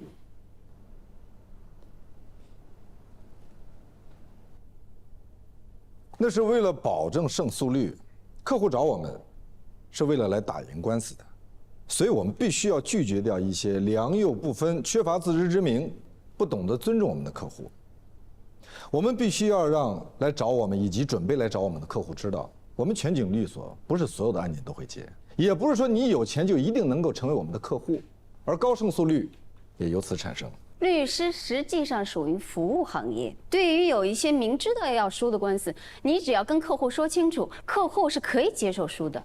他们只是需要有一个人替他们发声，替他们发微博、发朋友圈，替他们呐喊，就像一个无知的热血法盲一样，误导公众，让他们输的看起来不那么难看。对不起，这不是我的专业，我学的是法律，不是蛊惑人心。我们要既保证胜诉率，要提高满意度。对，以后如果再有把我们的律师完全当成服务行业，并且不在乎输赢的客户，我一定介绍给吴大律师。罗宾，我们继续啊。苗苗奶茶是我们的客户，它的创始人苗锦发了微博，说是遭到了投资人刘军的性骚扰。苗苗奶茶虽然不是我的客户，但是我跟刘军比较熟。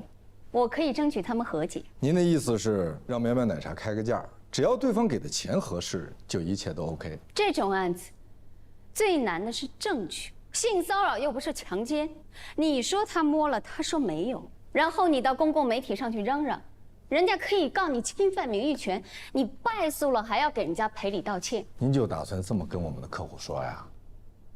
如果是这样的话，我看明年满意度第2都保不住，倒数第2倒是有可能。这样啊，这个案子已经交给了罗宾，我们现在什么时候交的？为什么？我认为这种案子更适合女性律师啊。顾大律师，您这是性别歧视啊！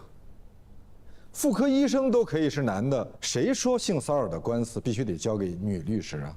再说了，对方客户也没有这个要求，没有这个诉求啊。我提醒，这是高级合伙人会议，不是大专的辩论赛。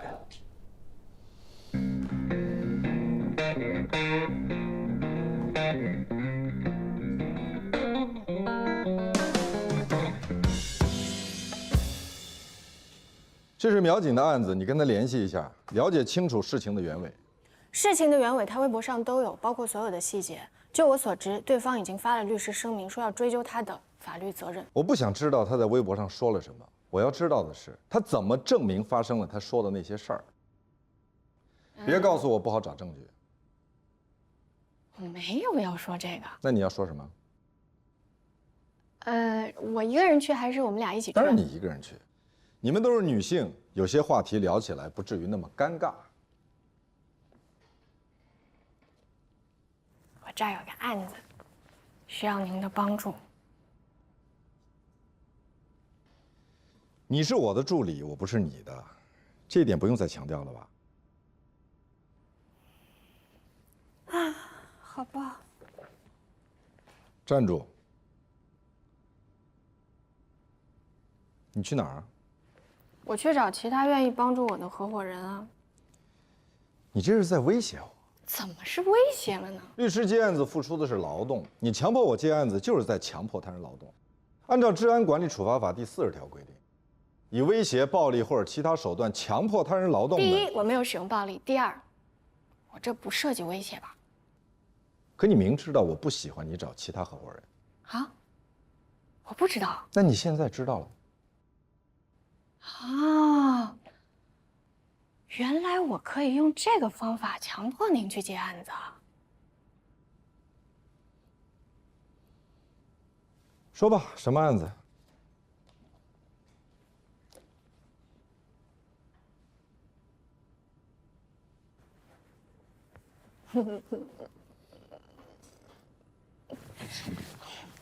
这个事情是这样的，有一个老人家，他被他的外甥女给告了。是因为拆迁款、征收补偿款，还是房产继承？征收补偿款。您怎么知道的？一般都是这种情况。房子是老人父母留下来的。没错，父母在世的时候就明确说了，这房子是留给老人家的。老人父母有几个子女？2个，一男一女。你的当事人是儿子。对，他就是被他的外甥女给告了啊！他的外甥女就是他姐姐的女儿。我知道外甥女是姐姐的女儿。起初，他姐姐请求父母，也就是孩子的姥姥姥爷。我知道您知道姥姥姥爷，请求姥姥姥爷把孩子的户口落在老房子里，姥姥姥爷就同意了。姥姥姥爷在世的时候，还专门把子女叫到跟前，说这个房子是留给儿子的，因为将来养老送终是儿子的任务。现在姥姥姥爷过世了，房子要被征收了，所以外甥女儿不干了。对，就是这个原因，所以他就把他们舅舅一家全告上了法庭，要求分割征收补偿利益。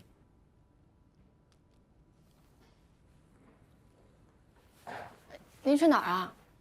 你刚才说，如果我不愿意接，你就去找其他合伙人。您也说了，这是威胁。但如果我亲自去找，就不叫威胁。这个案子很复杂的，所以啊，需要找一个老谋深算、锱铢必较的律师。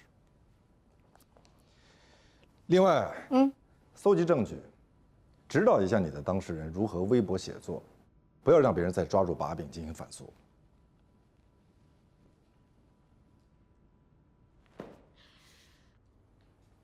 什么？给您的案子。为什么？表示内疚？怎么会内疚呢？咱们早过了抢案子的阶段。那你可不可以给我解释一下？你抢走了一个备受关注、吸引眼球的名人案子，换给我一个一地鸡毛、家产纠纷的案子。首先，备受关注的名人案不是我抢的，是封老大认为我比较合适，这是本着对客户负责任的态度。凡是赚钱的、赚名的、赚钱又赚名的，都是你比较合适。刘军是您的朋友，苗锦要告刘军，如果您在代理苗锦，会被客户投诉利益冲突。那照你这么说，小地方的人都不要当律师了，差不多谁跟谁大家都认识。我们不是小地方，我也不是3岁小孩。家庭财产分割是您的长项。你这句话的意思，我是不是可以理解为我们各干各的，井水不犯河水，和平共处，互不干涉。有一个问题，您说。我是创始合伙人，你是高级合伙人。出门的时候，请你看一下荣誉墙上的名字，我在第一排，你在第2排。我当然知道，不过这不是一个问题，这是你想告诉我一个结果。可是我想说，那是因为您比较年长，按出生顺序排，你也肯定排在这个律所的大部分人之前。但我们这个律所不是一个论资排辈的律所。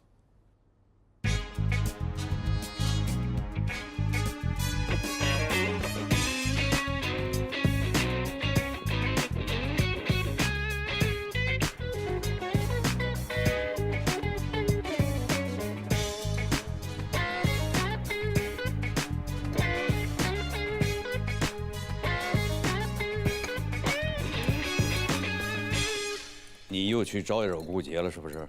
没有啊，我是去给他送一个案子。他要的不是案子，他要的是您的位置。找我什么事儿？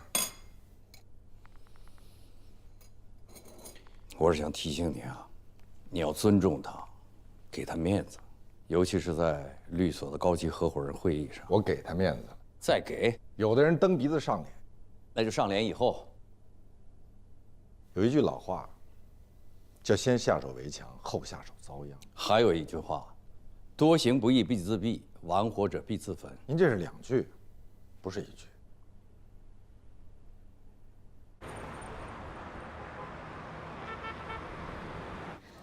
请问是苗锦女士吗？您好，我是全景律所罗宾律师的助理黛西，这张是我的名片。罗宾律师呢？罗律师一般的案子呢，都会让我先过来和当事人对接。我这是一般的案子吗？抱歉，我不会跟你聊。苗锦女士，我怎么觉得您好像对我有些敌意啊？我这个跟敌意没关系，我要的是你们律所最好的律师。你们老大也答应过我，可你显然不是。即使是最好的律师，打官司也要讲求证据。恕我直言，如果您相信罗宾律师的话，您就应该相信我。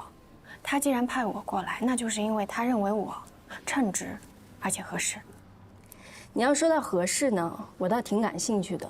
你跟我说说你为什么合适？你是有过类似的体验，还是什么别的原因？我曾经有一个闺蜜被实习老师骚扰，她回来跟我说了这事儿，我当时就一腔热血，把这事儿捅到了网上。然后你就被告了，然后被所有人泼脏水。那你后来这个闺蜜怎么样了？她选择了和解。和解？一般人扛不住这么大的压力的。不是，那和解不就等于把你出卖了吗？是啊，所以我当时很被动。那再后来呢？后来对方撤诉了。是你先屈服了吧？我没有证据。在那件事情之后，很长的一段时间，我都把自己关在家里，不上网，不见任何人，尤其是熟人。那你现在身边的朋友，除了我前男友，其他的都是我近1年才认识的。那就是说，他们都不知道你跟我说的这件事儿。我前男友知道。除了你前男友呢？我想知道你为什么隐瞒。这不是隐瞒，而是我因此得到了一个教训。什么教训？实现正义不能仅凭一时的冲动。律师往往被人误解是收钱办案、看钱说话的行当，但事实上，一名优秀的律师一定是一个具有社会责任感的律师，一定会是一个热爱公益事业、积极关爱弱势群体的律师。全景能获得10家公益律所的称号，我非常激动。在这里再一次感谢大家，我们会再接再厉，进一步投入到法律援助、矛盾化解以及社会服务等法律公益服务项目，为维护社会主义的公正正义、促进社会和谐稳定和推动社会经济发展做出我们的贡献。再一次的表示感谢，谢谢大家。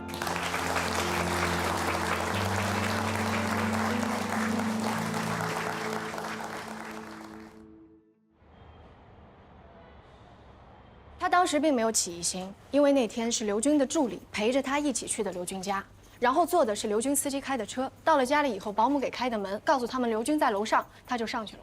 然后没想到看到刘军穿着个浴袍。助理呢？助理一进门就收到了一个很重要的电话，然后他就让苗警自己先上去了。那他当时为什么没有选择报警呢？我是指他看到刘军当时穿的是浴袍。因为他当时只是穿着个浴袍，并没有任何侵略性的举动，所以他不确定这是不是算可以报警的范畴。可是他当时为什么没有选择立刻离开呢？因为他不知道刘军穿着个浴袍是不是只是他的个人习惯而已。所以他就在那儿待了足足有40分钟，直到人家对他动手动脚。恕我直言。我还没说完呢。你有没有想过，当人家对他动手动脚之后，他为什么仍然没有选择报警，只是愤怒的离开？然后1个星期之后，开始在微博上去揭发他。这1个星期发生了什么？你的意思是，他原本是自愿的，但是后来因为价格没谈拢，所以他就开始诬陷刘军了。我不是这个意思，但是对方的律师会怎么问？事实上，大家今天也都是这么评论的，说一个女人为什么谈工作、谈投资要到对方的投资人家里去谈，而不在办公室谈？那如果是您呢？您让丽娜姐陪我去您家谈工作，难道我会说不行？我要谈工作，我就只能在办公室里谈吗？第一，我从来没有让丽娜带着你去我家；第二，我从来没有穿浴袍跟你谈工作。如果有一天您让我去您家，然后您穿着个睡衣，我没有立刻离开，也没有立刻报警，不代表说我同意您。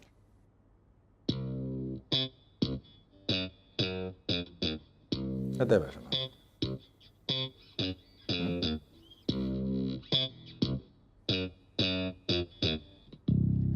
对不起，打断一下。谢谢打断。你现在马上再去找苗警，把刚才的问题再问一遍。另外，你刚才说他去刘军家是保姆开的门，找到保姆。保姆是不会作证的。你没有找怎么知道？因为这是常识啊。这是错误的常识。好嘞。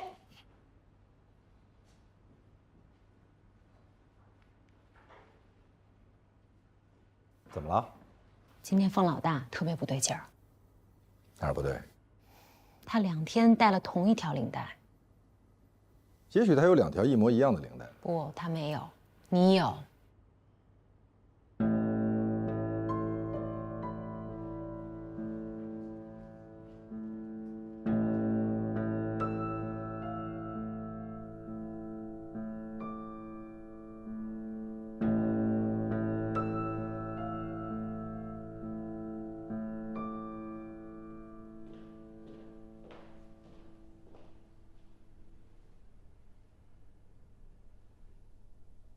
你怎么了？有点累。你有事吗？我们不是昨天才认识？对，我们上辈子就认识了。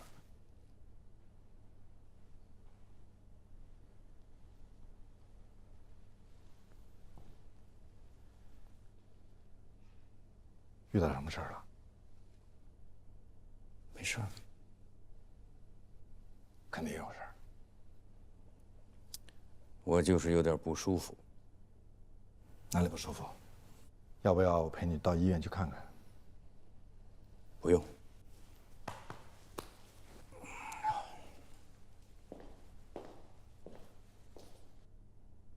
到底什么事儿？连我也不能说吗？你要是没事儿，我就先回去了。